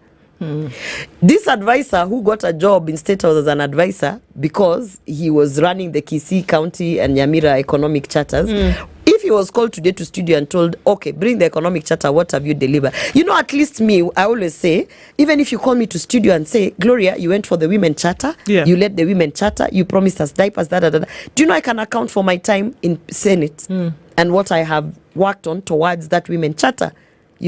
I've done a lot of work in terms of even pushing legislation for sanitary pads. In terms of femicide, you saw me ensuring that some of the culprits were even deported out of this country, working with the Ministry of Interior. I can actually account for my work with relation to the Women Charter that I pushed for. But right now I'm asking myself, was I the only one who was believing those things? Was it all a joke? And it's sad. You laugh and then you don't know if you can laugh and you're crying or you don't even know. There is an argument, and allow me to ask you this. There is an argument that perhaps the reason why you would speak the way you speak is you haven't been given what they would refer, quote unquote, a plum position. If you were given a position in government... But I was given Senate. Senate is a very high-standing position. You nominated to the Senate. Yeah. But if you had a position of influence beyond that... I had a position of influence. No, beyond that. I'm asking beyond that. Would the conversation be the same? And but that's why I'm answering you. Yes. Senate is not a small place. The reason I'm asking this, is there's been an argument that of late there seems to be those who are perceived to be fallouts coming out and saying, this is not the president we knew. This is what conversations were like, but seems like he has changed. And all of a sudden, he appears to be the bad guy. And then you have people now who have allied themselves to this other side and saying, we are not working with this person. We don't know this person. I think how I can answer that question is, first of all, I am a beneficiary of us being in government, because if I was not nominated to the Senate, I would not be here in studio in my capacity. You would not know me. Actually, people say, oh, unajifanya kama si Ruto atunge kujua. Hiyo nimekubali. Yeah, he is the one who... why should I refuse? Yeah, ndo alisema, actually, kama I nominate you, come and work in my team. Mgala muwe lakini haki mpe. But that doesn't mean now I am forever indebted and I cannot see anywhere. I see what is happening. And Senate is a very high position. This is the upper house. And I have influence to the extent that you could pick up the phone and call a cabinet secretary. That is where also my problem started. Because when I realized you put them in the internal WhatsApp group, they ignore you, I would pick up the phone and I would tell Alfred Mutua, what the hell is going on? You understand? I would pick up the phone when Aisha Juma was in office as a minister of gender and tell her, by the way, Waziri, we need to be serious about sanitary pads and diapers. So, and me taking action with that influence also got me to brush off wrongly with certain people, because certain people will tell you, I'm not, like, even without telling you, they'll be like, sifanyi hizo vitu. And for me, I would not take that as the end. Me, I'm the kind of person who will now go when we are in the meetings in status and say, by the way, I asked your cabinet secretary for ABCD to do ABCD. They told me they want to do. So obviously, I rubbed a lot of shoulders the wrong way. And still, my thing is, that doesn't mean that because you're on self-preservation of keeping that seat that you were given, you stop trying to fulfill some of the things that you promised Kenyans. Is that what is happening to many of your The colleagues? silent people are on self-preservation because they need the job and they need the money. And For how they have long, families. though? For how long? And they Finish have with this mortgages. term. There are people who walked in Senate, and the first thing they do is they took a 40 million mortgage. And they took a 15 million car loan. And if today you were to suspend them, like I was suspended for 6 months, auctioneers would be at their door. So they have to shut up. Because they have financial responsibilities. So that they can They pay. have to buy their time. There are people live today who are told, if you speak up, we will as much as suspend you like Wamushomba for 20 days. They can't survive a suspension of 20 days. Because a suspension of 20 days means you are not getting your salary for 20 days. Which means their mortgages, their financial obligations, their car loans, their what will be up for, So they are silent because they know the position they are in. So I know the position I am in. Not to say that I have all the money in the world. I mean, I need the money. But when I went in, I didn't go in for those things. You see, when people are giving me pressure, take a mortgage, I'm like, that's not why I came here. That is not why I came here. I didn't come here to get a home. Those are things I'm done with, I came here because I wanted to be a change maker. That's why you see I'm staying my course. It is painful. I'll be honest with you. It is not, people see me talking and they think it's easy. It's easier said than done. It's not easy. It's not easy. In fact, people will say, oh, simu yako itaacha kulia. The good thing, I am also not I look social. I'm not a social person. So all those social engagements and those things people used to do in parliament, I'm a bit of a loner.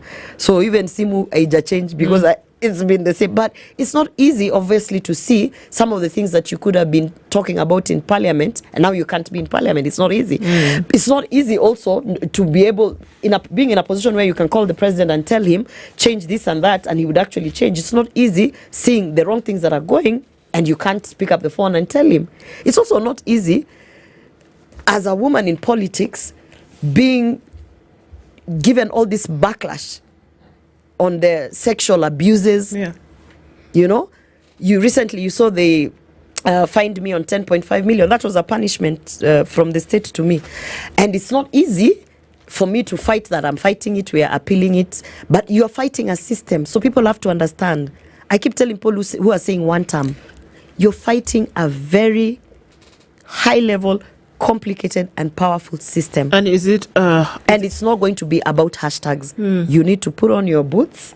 You need all hands on deck, and it's not easy. I keep telling people it's not going to be as easy as singing one term. In your opinion, what do you see as the change that's coming ahead of this next election cycle? You know what I hope for? I hope that we eventually have a president who actually will not bring another manifesto. because we have had 3 powerful manifestos that have not been implemented to the latter. I hope we have a president that understands. Just speak where Kibaki left, where Uhuru left, and where Ruto never touched. So where are you? Yeah. So I mean, as we round this down, I mean, we've looked at it, and obviously for eyes to be opened from your perspective. But where are you now in terms of things and how they? Someone said.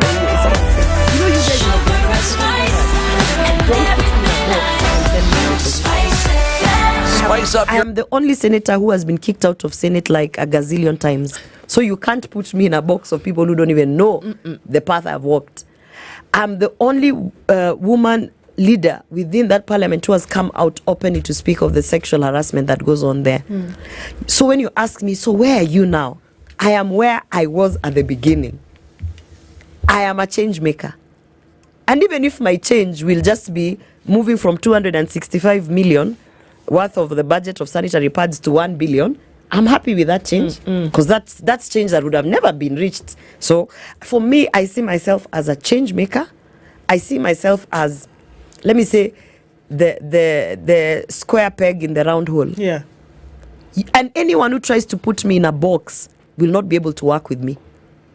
The people who've been able to work with me have understood, don't take me and put me in a box. You know our communications, just understand me, understand my path, which is a path of, I would like to see certain things in. I want to get to a place where in this country, when you report a sexual harassment case, within 3 months, a verdict has been gotten. Whether positive or negative, the judicial system works, at least to that extent. And in order for that to happen, there has to be, it's not just advocacy.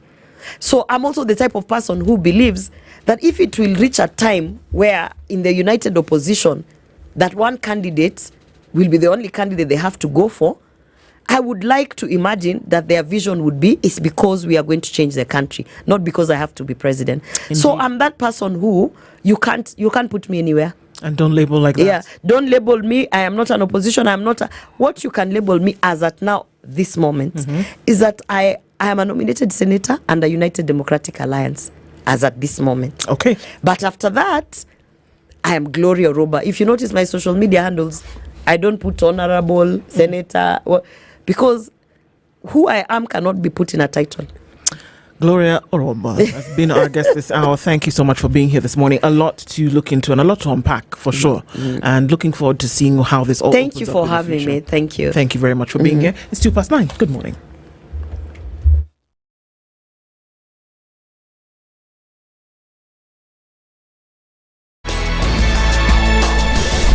Good morning, this is the News Wire. I'm La Ubag. The Machakos County Government has denied claims that public hospitals in the county have not been serving patients due to the ongoing nurses' strike. County Health CEC Justice Kasivu says other health workers are still providing services, adding that they've also hired temporary nurses to fill the gap left by the striking ones.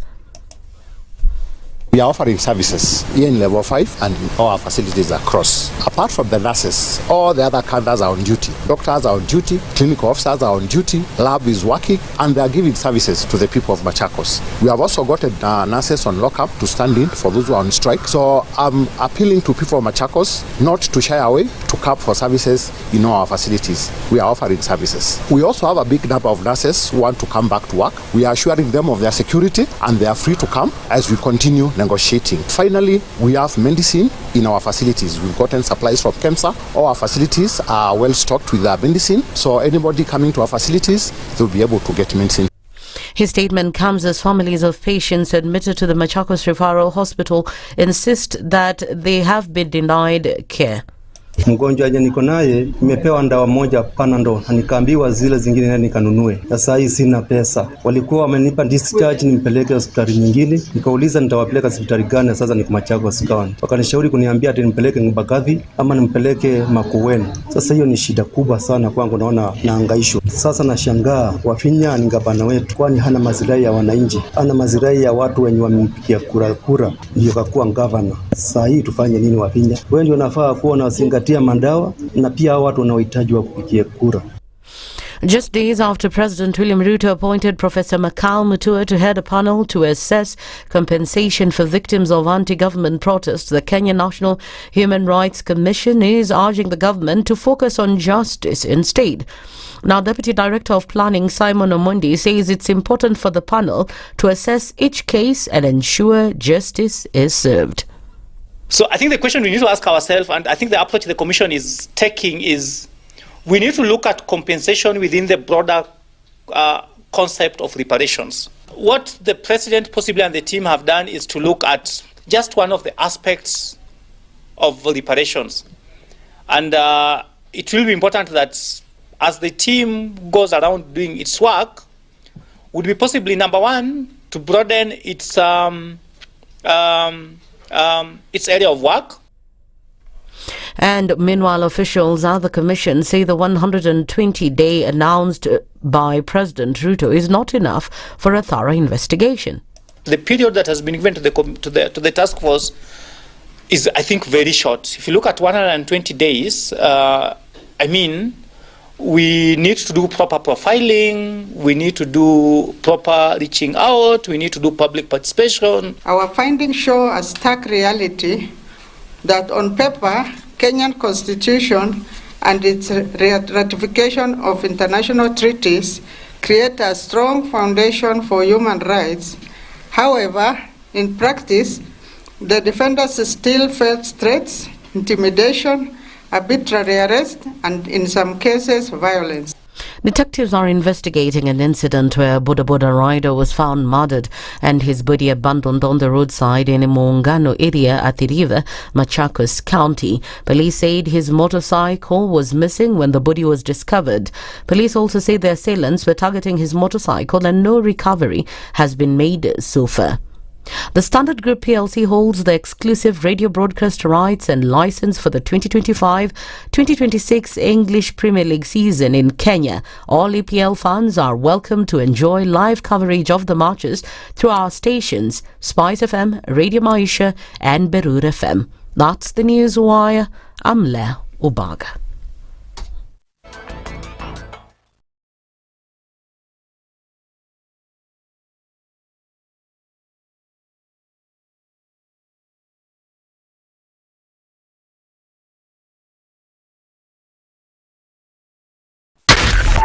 .4 Spice FM, Nairobi. If we just gloss over issues and hope that time heals, then we might find that in generations to come, we might be back at the same situation. And the whole thing is born of stolen elections. Spice. When it comes to the decisions you make, you must be independent. There's no way you can allow one institution to dictate to you how you're going to conduct your operations, how you're going to decide cases. It's a no.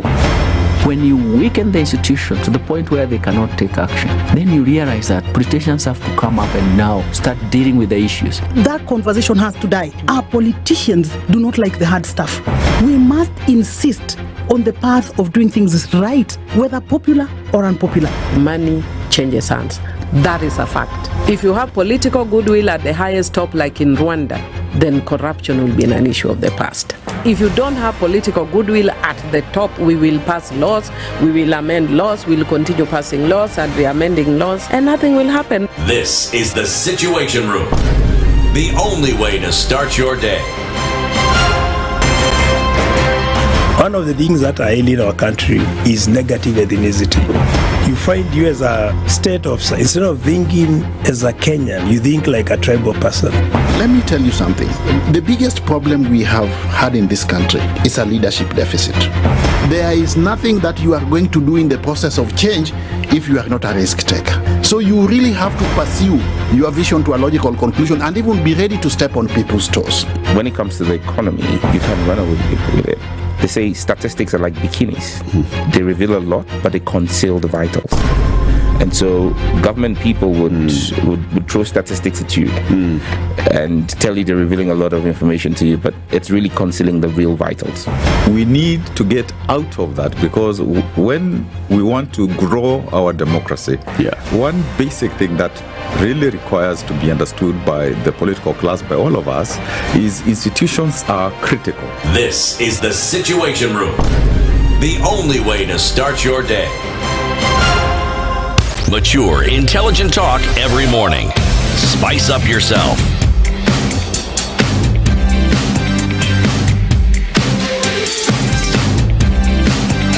Mornings done right. 94.4 Spice FM, Nairobi. Now on a few minutes after 9 o'clock, 9 after 9 actually, into the final hour of Kenya's biggest conversation this Thursday. Our Justice Thursday conversation takes place now, and we're continuing with, interestingly, today's issues have come up, things that have just been, pronounced, said hours before. But we'll continue with that this morning in a bit after you connect us from Safaricom to the world.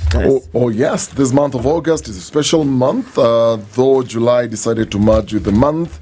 Nonetheless, there are a lot of things to enjoy, and what we enjoy the most is when you go to buy something and you're told you'll get it at a good discount. Now, Safaricom Home Fiber Internet Connection is giving you some great deals. You can enjoy up to double the speeds at 25% discount on any plan that you choose to get. That's bronze, silver, gold, and diamond plans.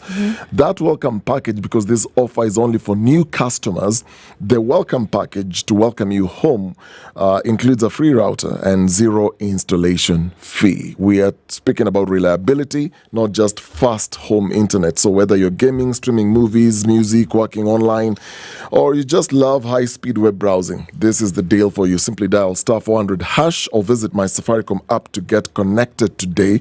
Offer, like I said earlier, is valid for to new customers and runs started from the 1st of August, so you're not too late. We've just about to cross the half mile of this month, so you have a few days to go, up to 31st of August 2025.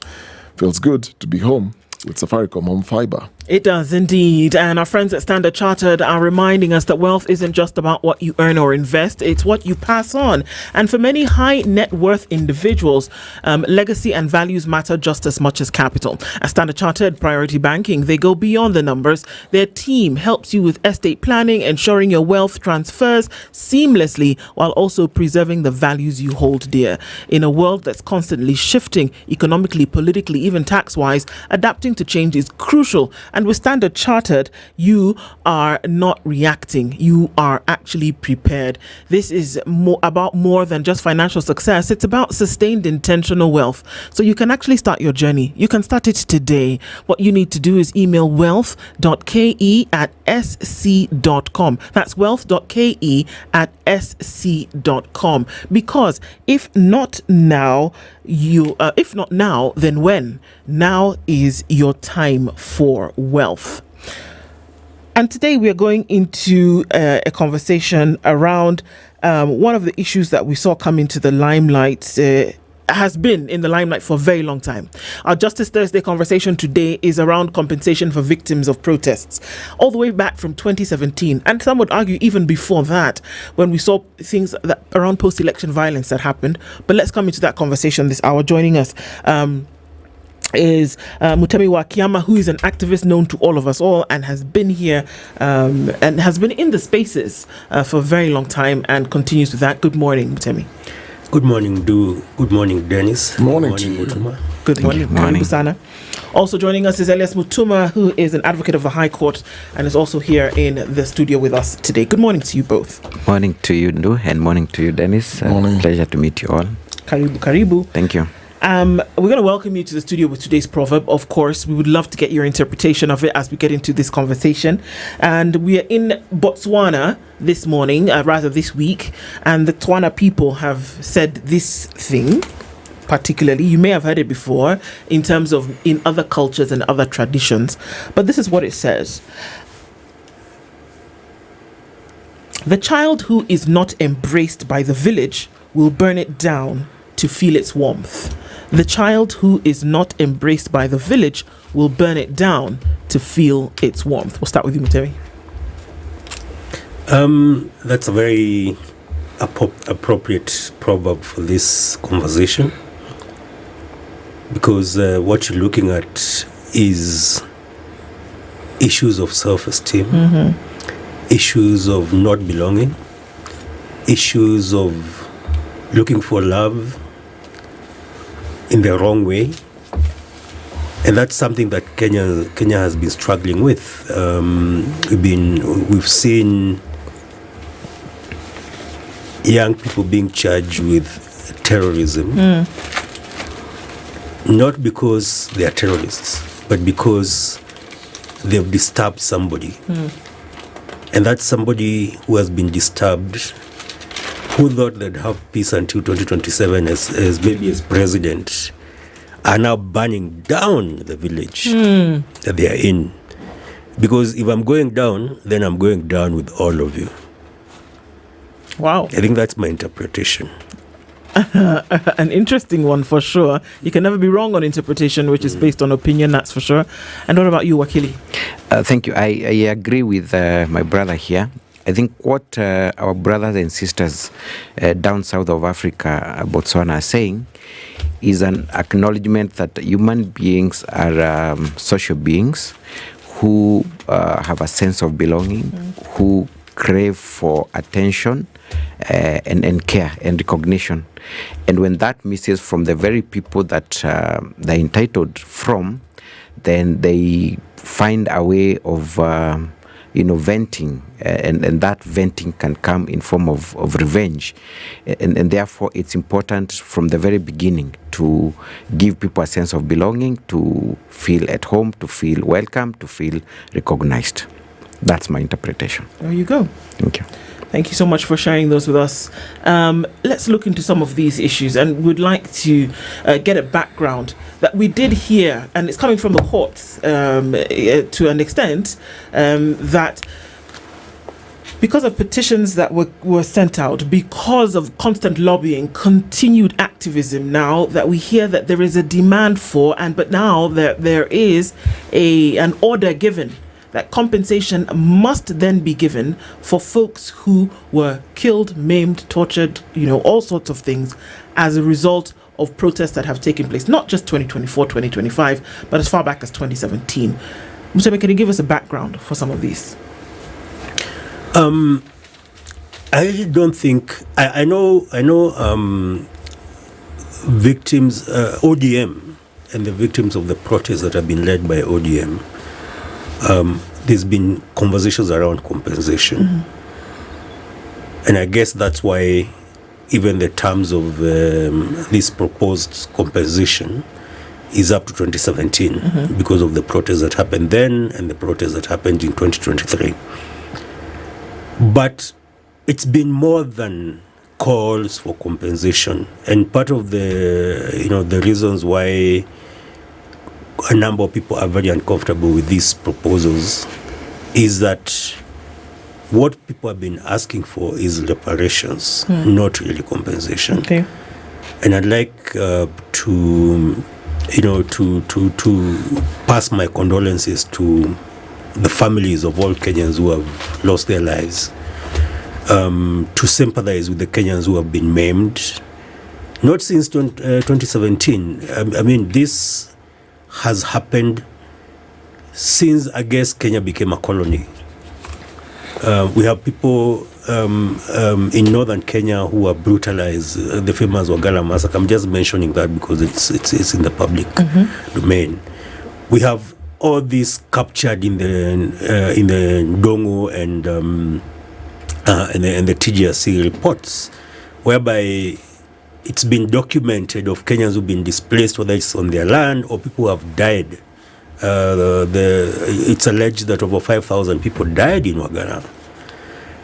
The trauma of those people, of the people who lost their lives, and how destabilized they were, the traumas that people have lived with and died with, and their children have then come to inherit. And how do you then give a monetary value for that? And the opposition is about, it's not that Kenyans don't need reparations, compensation, they need reparations. What is the difference? The difference is that we need a process where there's an inquiry into what has happened, all those things that have happened, and there's a process of determining what is the ideal remedy, because I think there's a legal term that I can't remember, but basically meaning offering solace, because you can't quantify a human life or loss of limb in terms of money. How much money? And I want to agree. I don't agree with former Senator Malala on many things, but I want to agree with him and what he said yesterday. What would the president value a human life at? Is it 1 million? Is it 3 million? Is it 10 million shillings? And if whatever amount, whether it's even 1 billion shillings, would he agree for one of his children to be killed and then he'd be compensated by Kenyans' money, in terms of money? And where was this decision made?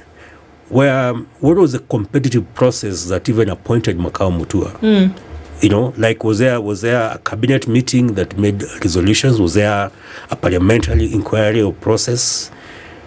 This is basically, to be honest, a typical knee-jerk reaction by the government of Kenya since before independence, whereby whenever there's a public outcry on issues or atrocities committed by government, you appoint a commission, a task force, or a committee.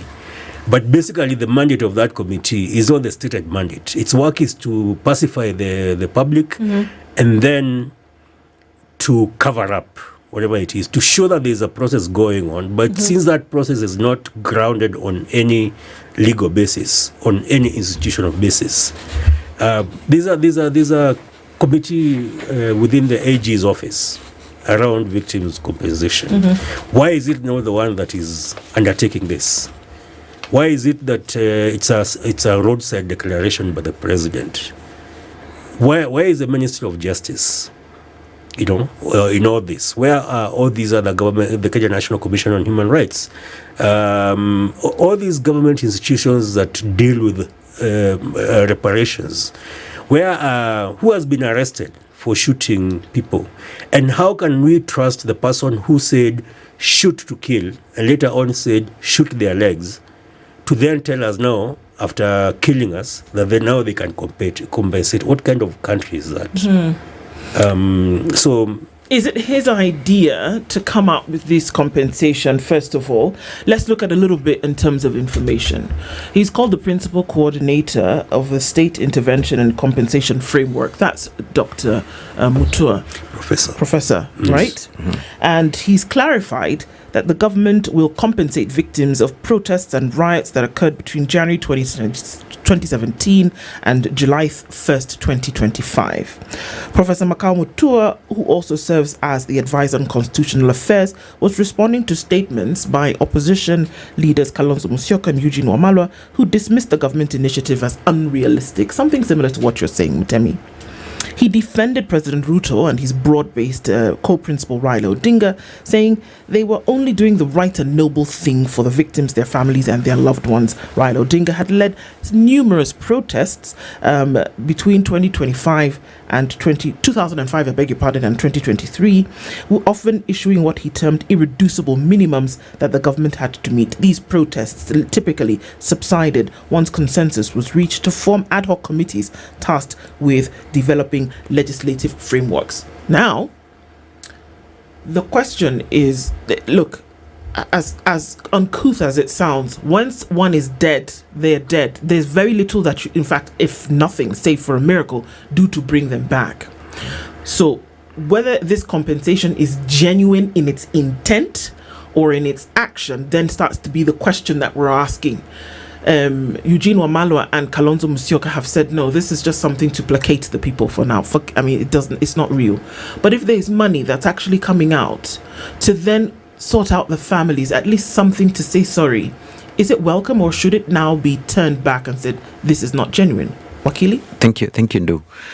This is a very emotional issue we are dealing with this morning, and very urgent for that matter, because it is coming when the images of the young people that we have lost in the streets are fresh in our minds.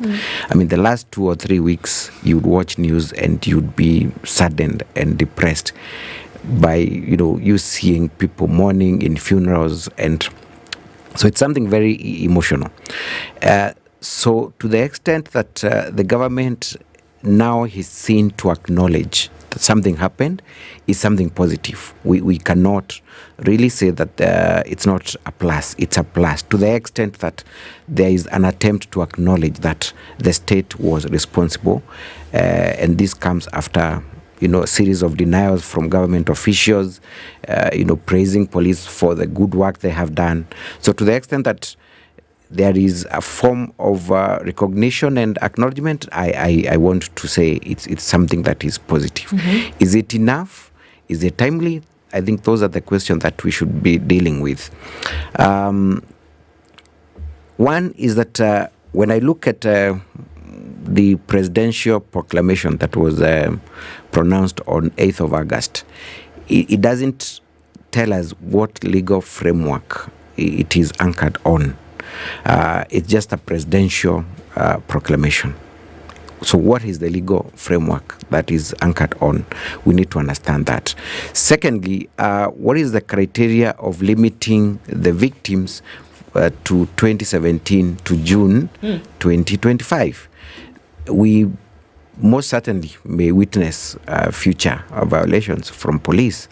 We also are aware that there were previous violations all the way from 2008, 2015. We have that data, and the agencies like Kenya Human Rights Commission have that data. So isn't it then discriminatory to limit it to just this period? So that's one of the issues.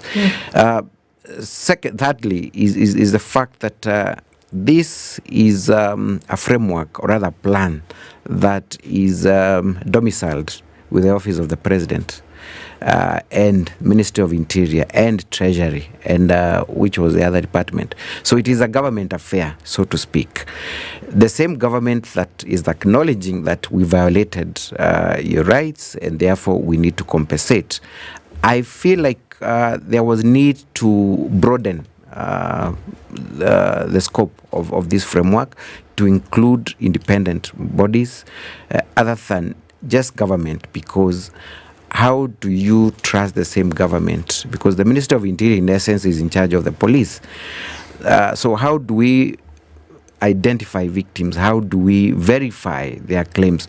How do we arrive at the amount of monies to be compensated?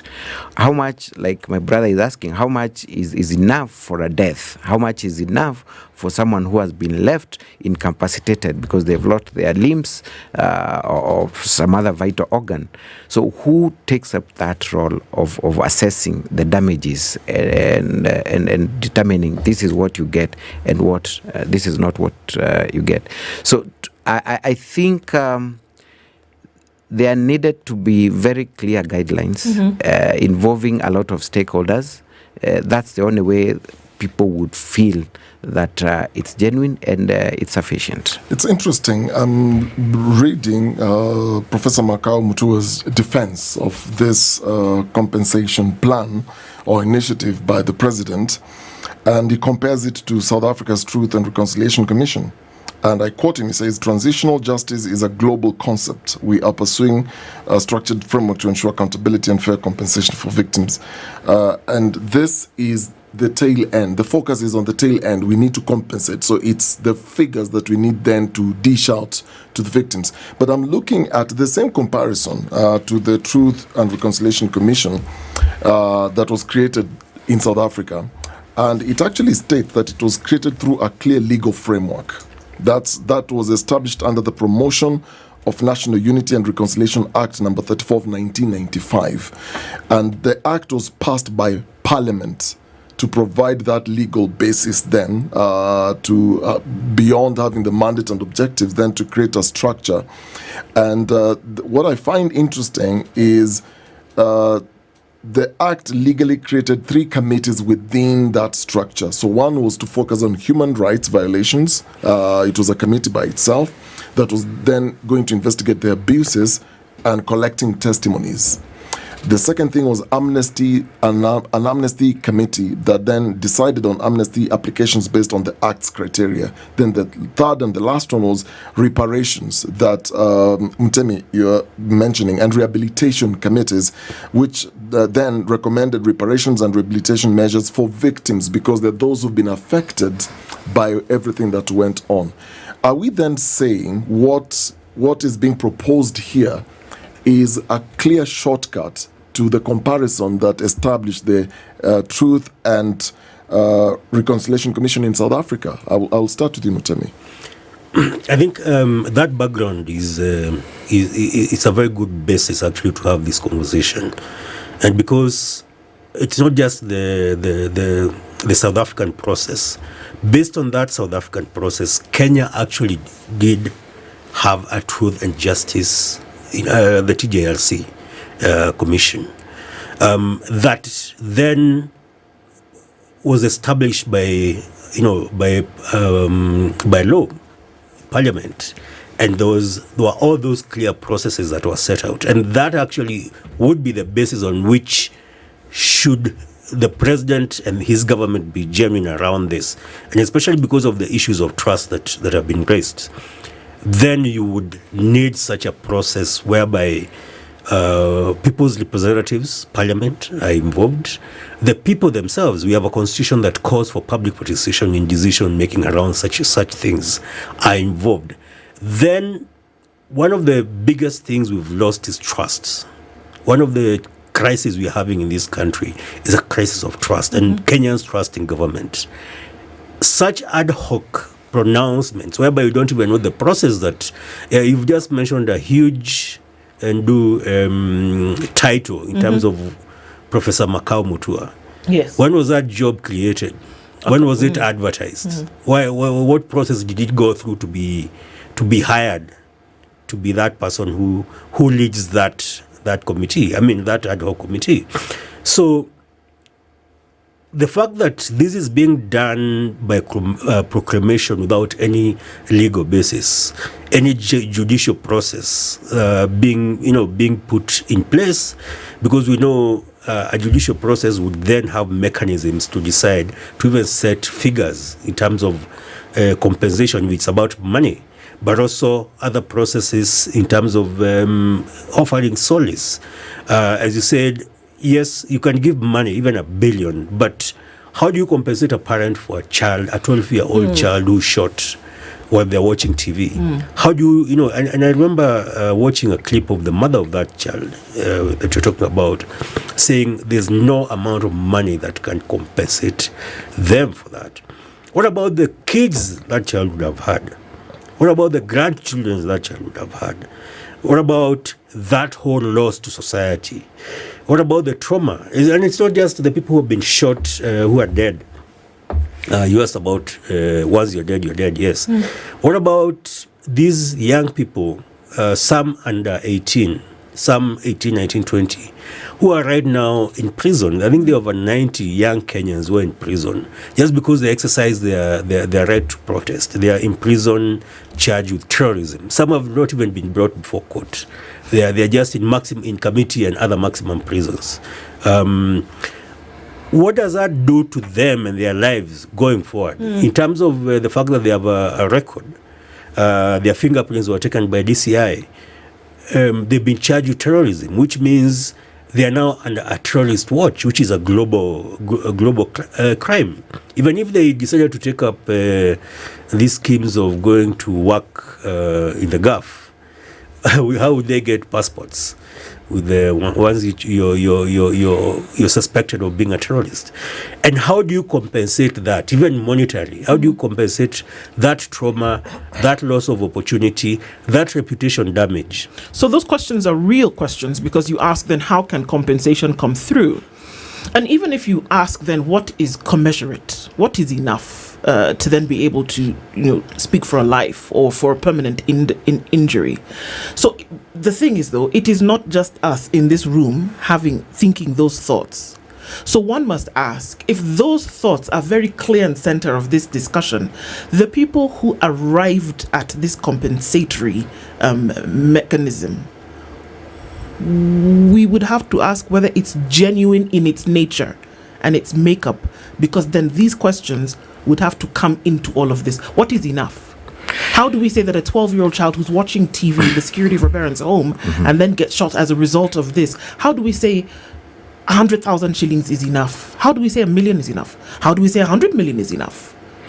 It's not rocket science, because apart from police brutality that causes death and injury, we've in the legal sector we have similar instances that end up in court, and we can borrow a leaf from Fatal Accidents Act, the Law Reform Act, Work Injury Benefit Act, where you have a very clear framework of determining, one, how much is commensurate in the circumstances. Of course, it can be enough.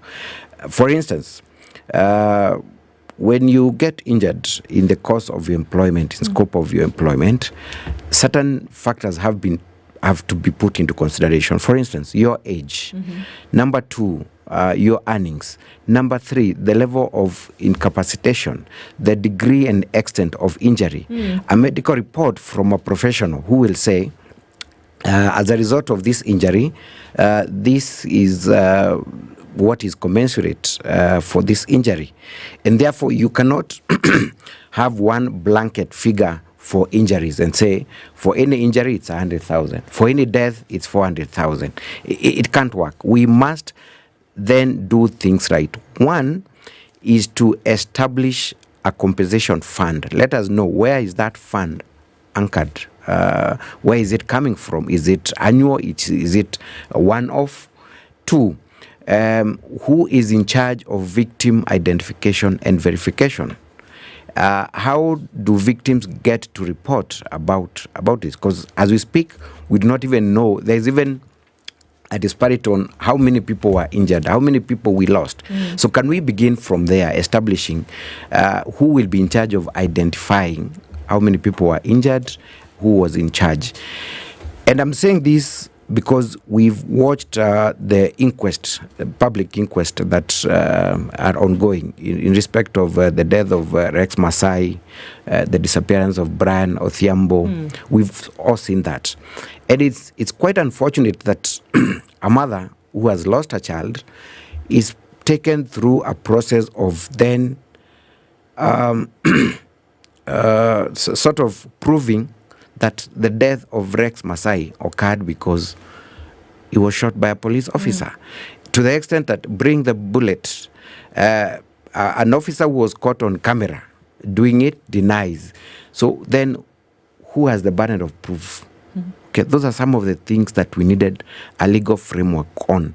Because in instances like work injury, you apply the principle of strict liability, so that if it's a death that has occurred as a result of a bullet wound, you do not put me to task to show which police officer shot me, because I have no way of making that determination. The fact that someone has died out of a bullet wound, the fact that they are limping because there is a bullet launched in their limb is enough to indicate that state was involved. Okay. So those are some of the issues that we really need addressed before we move into this. And just to correct you, there isn't any compensation framework. It's just a promise, because it was just a presidential proclamation. But as to how it will be done, nobody knows. Nobody knows. So if there was that there was that proclamation, yes, can we see that proclamation then to be an admission of responsibility for the things that happened? Mutemi? Ideally, that would be the case. And part of the challenge many of us are having, especially people in the human rights sector, is that these processes, as Dennis has indicated, are not new. There's legal precedence around it. And even just, if you are to call it common sense, says, do if I wrong you, and I want you to forgive me, I have to admit that I wronged you, and then ask for forgiveness. Yeah. So where is that process of admission? There's an inferred admission. If the government says they want to compensate, that's inferred. Yeah. But where even if you were to, for example, forgive the policeman who shot, they say they were under orders. Who gave the order? Under what conditions? All these things, even in police standing orders, are documented. For example, I think, I don't know whether it was here. No, it wasn't. I watched a show where a former police officer was talking about the process of going to the streets. That when they are issued with tear gas canisters, bullets, all those are documented. So that, as Wakili is saying, if a bullet is shot, if you left here with 10 bullets when you're going to oversee protests, how many bullets have you come back with? If you've come back with 9, where is that 10th bullet? When did you fire it? And you cannot even fire it without an order. Who gave the order for you to fire? Or if you say my life was under threat, I was attacked and I had to defend myself as the CS Interior and the President and the President's buddies have said that if you're attacking a police officer, they have a right to defend themselves. Where is that documented, and what is the process that determines whether that actually happened? So the issue is, if it is goodwill, for example, for the president, and this is about NADCO. It's about because ODM has been making noises around implementation, because even ODM supporters do not trust what is going on, and so I firmly believe this process is about making, getting them to calm down, to show that there's a process ongoing. It's about showing, oh no, this government, yes, you are in it and you are pushing for this. And if you have to spend some money, so be it. So, goodwill would demand that it starts with a process, and because the process is there, the process, we know how this should be done, because we've had the TGLC, regardless of whether it was implemented or not. There's a judicial process that precedes this that shows how they should be done, and that then puts Kenyans cannot trust a process whereby the same person who gave the orders to shoot, and as much as they say the police do not get orders from State House, we know that is not the case. Even the same people who say that contradict themselves by giving orders to the police publicly on TV, So the only way, in my view, this can then start to seem like it's a process that is well thought after, is if the president would withdraw that proclamation and set up, whether it's a parliamentary process, a judicial process, or even a public inquiry that then sets up that commission to get there, so that then we can see there's goodwill towards that. But also admit that my government has done this, and because of that, then we are doing X, Y, Z. But there's inferred admission, but there's not been a direct admission. I mean, at the moment, if we look at the framework that is housing this, what you'd call the initiative, it's under the executive office of the president. And there are all these other agencies that are now involved that we now know, for example, the Office of the Attorney General, the Ministry of Interior and National Administration, the National Treasury is involved, and the task force then is being led by an advisor to the president, in this case, Professor Makau Mutua, who's been appointed as the principal coordinator. Gentlemen, for both of you, how structured, in terms of structure, who is being left out here? Because this conversation is starting from an executive standpoint. The agencies involved are the same ones, from the Ministry of Interior, where we've had the issues and the proclamations that Mutemi you're talking about, from Office of the Attorney General, where there have been questions of how this case is then being handled and prosecuted in court, where we have a lot of young people who have cases of terrorism, for example. And then now you are roping in the National Treasury, whose ideally in this case their only role is to say, this is how much money then we can give. Which bodies should have been included in this, then to have a proper structure before we even have a conversation on how much that needs to be given out. When you just look at one of the agencies that you mentioned is the Attorney General Office. The AG's office has a Victims Compensation Board. Why isn't it that board that is then proposing this process? It's legal. It's within a government agency that is about legal advice to the government. In fact, if it came from the AGs that the Victims Compensation Board has proposed this process, then we would start saying that there are institutional processes that are then leading to us having this conversation. I think that's my take. Thank you. In my view, I think 3 key stakeholders have to be involved in this process. One, we must begin with the victims themselves. They have to be represented independently. Whether it's the Kenya National Human Rights Commission, whether it's independent lawyers, whether it's IPOA, they have to be represented because they are the victims in any case. They are the target of this compensation. So you cannot just invite them to a process that they have no control of or they have no say. That's one. 2, of course, it's the Office of the Attorney General, because then that's statutory body that has very clear guidelines on how to handle such matters. Then thirdly is an institution like IPOA, because then it has a lot of data in respect of police violations. And we do not have shortage of examples of where this has worked. In 2013, a UK-based law firm took up a brief to seek compensation for Mau Mau victims that were detained, that were raped, that were tortured. And the first thing they did is to ensure that they visited the victims. I was part of that process as a young lawyer. And what we used to do is go to the very old shoshos who are living in the 1950s, interviewing them, taking their statements. And therefore you would get a version of what transpired and what they went through.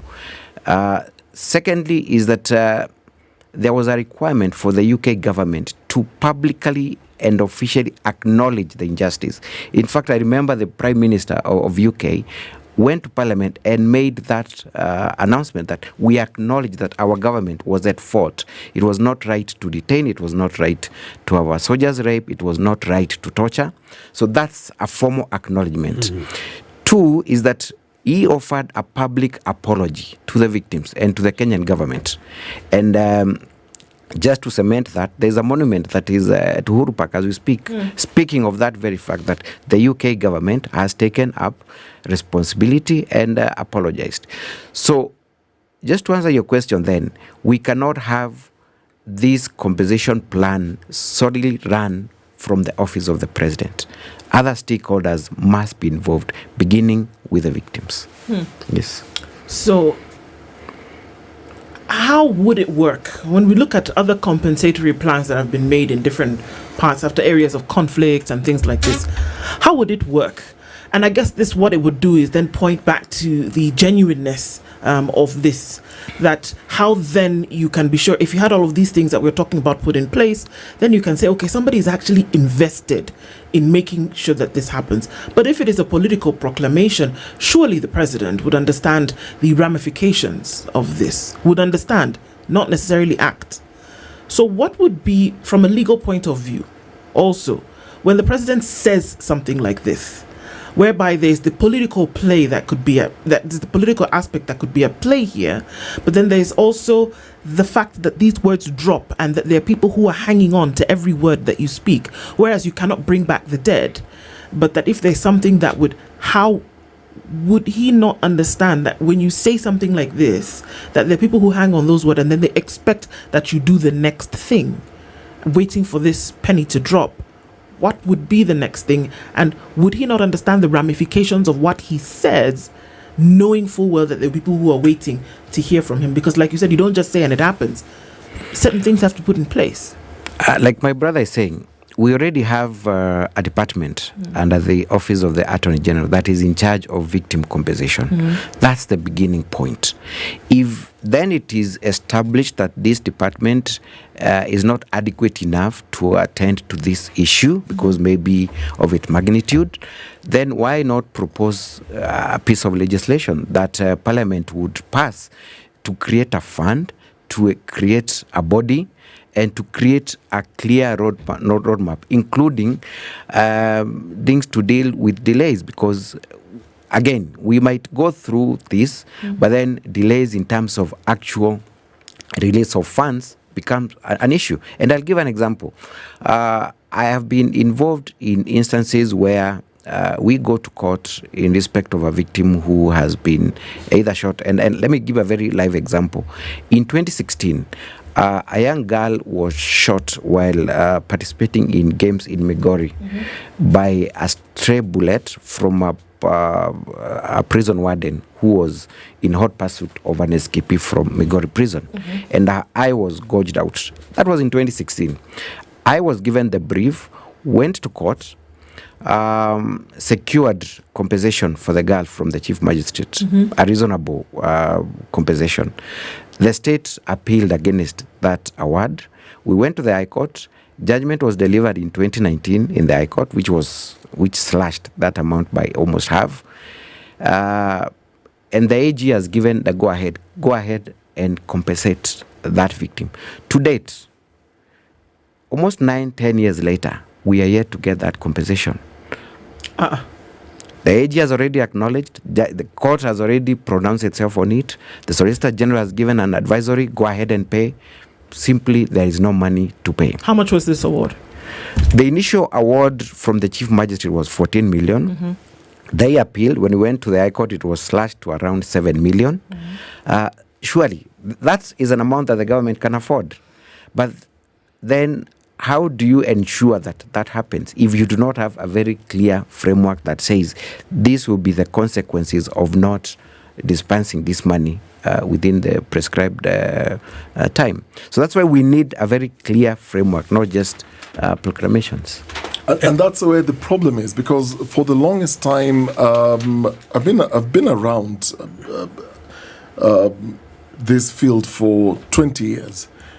I've covered countless stories of victims who have actually grown tired of going to court, traveling with the cost and everything, seeking compensation. Today we're just looking at a different story here, where Pumwani Hospital has been told to pay a woman 7.5 million for negligence during labor. This was a case that happened in 2019. The court will pronounce itself, but now they chase to get that compensation, despite all these other legal hurdles and the appeals. It almost appears the state just never pays. Then the question is, when that is the situation we are in, what's the recourse? What does the victim do? What does a lawyer now like yourself, what do you do? Because you've exhausted all the legal channels, I'm assuming. The court has pronounced itself. Where else do you go? When the state... and I think that's the point we are making in terms of having a very clear-cut process whereby there are even timelines. If I was to draft that, I would say the process has to take should be a report should come out within the next 6 months, and any compensation that is done should be done within this financial year, and the government will allocate this kind of amounts of money. If we look at the victims of torture during the Nyamweya era, who went to court and were awarded, it took almost 15 to 20 years for some of them to actually get that money. Now you can imagine, let's say you are awarded 1 million shillings in 1990 something, and then you're given that 1 million shillings in 2025. What is the value of that in terms of that compensation then? What 1 million shillings was then, and what 1 million shillings is now. It has lost value. Even the decision, like the magistrate or the judge made then, in terms of compensation, is it being adjusted for inflation? Is it being adjusted for the trauma that you've gone through, as he's talking about, like waiting for 10 years? your costs, because the costs are there. You're following up this money. As you're following up to be paid, you're letting go of some of the things you could be doing. Could be economic or other things, or even going to school, because you're so focused on this issue of, and that's why you're talking about reparations, not compensation. That the process has to be seen to be just and fair. Just and fair, and take into considerations all these things. You have to bring in lawyers, you have to bring in psychologists, psychiatrists, you have to bring in doctors, you have to bring in counselors, other people. And that will, for example, I was thinking about just the arrests of the last 1 month. Those young people, I think 1,500 young people, if they were to get a fair process, because I am very clear that those charges were trumped up. The whole thing around terrorism was about shutting down protests and criminalizing protest. Now imagine you have a process. Let's say, out of the goodness of his heart, the president said, okay, I admit my government has wronged Kenyans, let us do this. And so sets up a process, brings in religious leaders, the community, the victims, and that kind of thing. How much would that cost? Compensating that 1,500 Kenyans, young people whose lives have been damaged by this process. I'm seeing hundreds of billions of taxpayers' money. To undo something that could have been avoided in the beginning? There was no reason to tell the police to go and shoot young Kenyans protesting, exercising their right to protest. And even then, right now where we are, Nane didn't happen. Because every year since Sabasaba of the early 90s, we've had Sabasaba, Nane, Tisa Tisa. This year there was no Nane. Why? Because people are traumatized. How do you compensate for that? How do you quantify that, in terms of a monetary process? And, you mentioned the CS Interior is still, I think even yesterday, but one, congratulating the police. Indeed. Almost exonerating the police in some cases, what I think we'll be looking at. So even as the president says this, the actions of his Interior CS tell a very different story. I was abducted in 2020 and 2021 twice, actually. The first time was ideally a civil case, and that case was never prosecuted. The ODPP, who was the current director of NIS right now, never went to court. I mean, the DCI wanted to prosecute me over trumped up charges. The ODPP said there's no case here. In that process, I was, they broke into my house over an alleged civil matter, not even a criminal matter. There were no summons. There was no warrant from a judicial officer.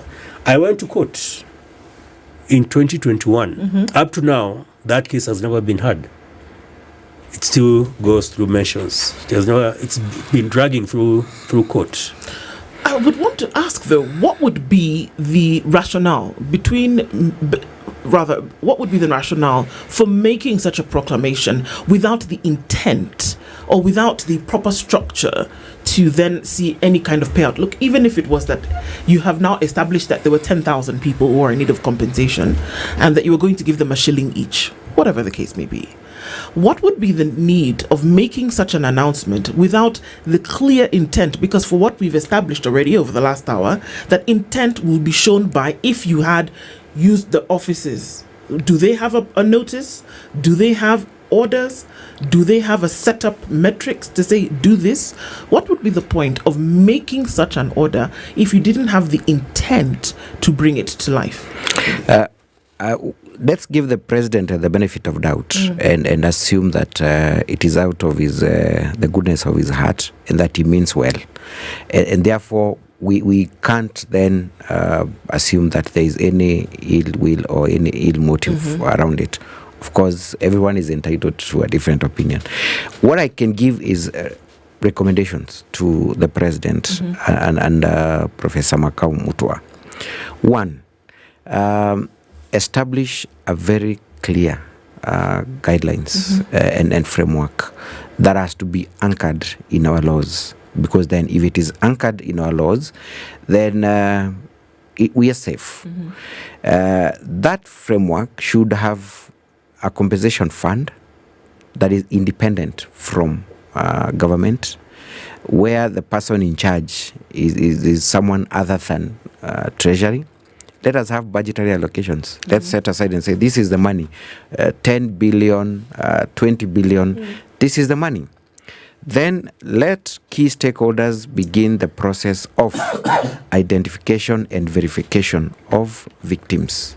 Once they are verified, let us have very clear timelines within which money should be released to the victims.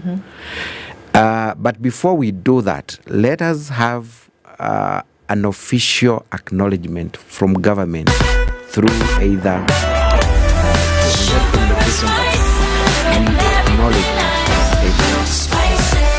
Spice up your wronged our citizens. We lost lives, people were injured, and therefore government is taking blame, and we apologize. That's how it's supposed to be done. It has been done in UK, it has been done in South Africa. There is no reason why we would be hearing the CS Interior saying one thing and the President saying something else. It casts a lot of doubts on whether there is any intention to take to action this. Thank you. And to respond to your question around why would the President do that, it's politics. It's just playing politics. Because if you look at the context of how this has come about, that proclamation has come about, we know that in the last 3 weeks, there's been a lot of disquiet within the partner, ODM. In fact, they've had countless number of meetings with their necks and their members, and that with even the Secretary General of ODM, Edwin Sifuna, making quite alarming proclamations around what the report was about, and their agreement was about, and whether it's being followed. So we know this is a political reaction to that, and that the President knows he cannot survive without the support of ODM. So let's stop playing politics with this issue. Indeed. It's a wait and see kind of thing, but of course that would be the call at the very beginning, that don't play, politics with the lives and remembrance and memories of people. Thank you both for being here this morning, Elias Matuma, as well as Kiama. Thank you so much for joining us this morning, because it's necessary for us to do. Mutemiwa Kiama and Elias Matuma, thank you so much. At 10:02. Good morning. Thank you. Thank you.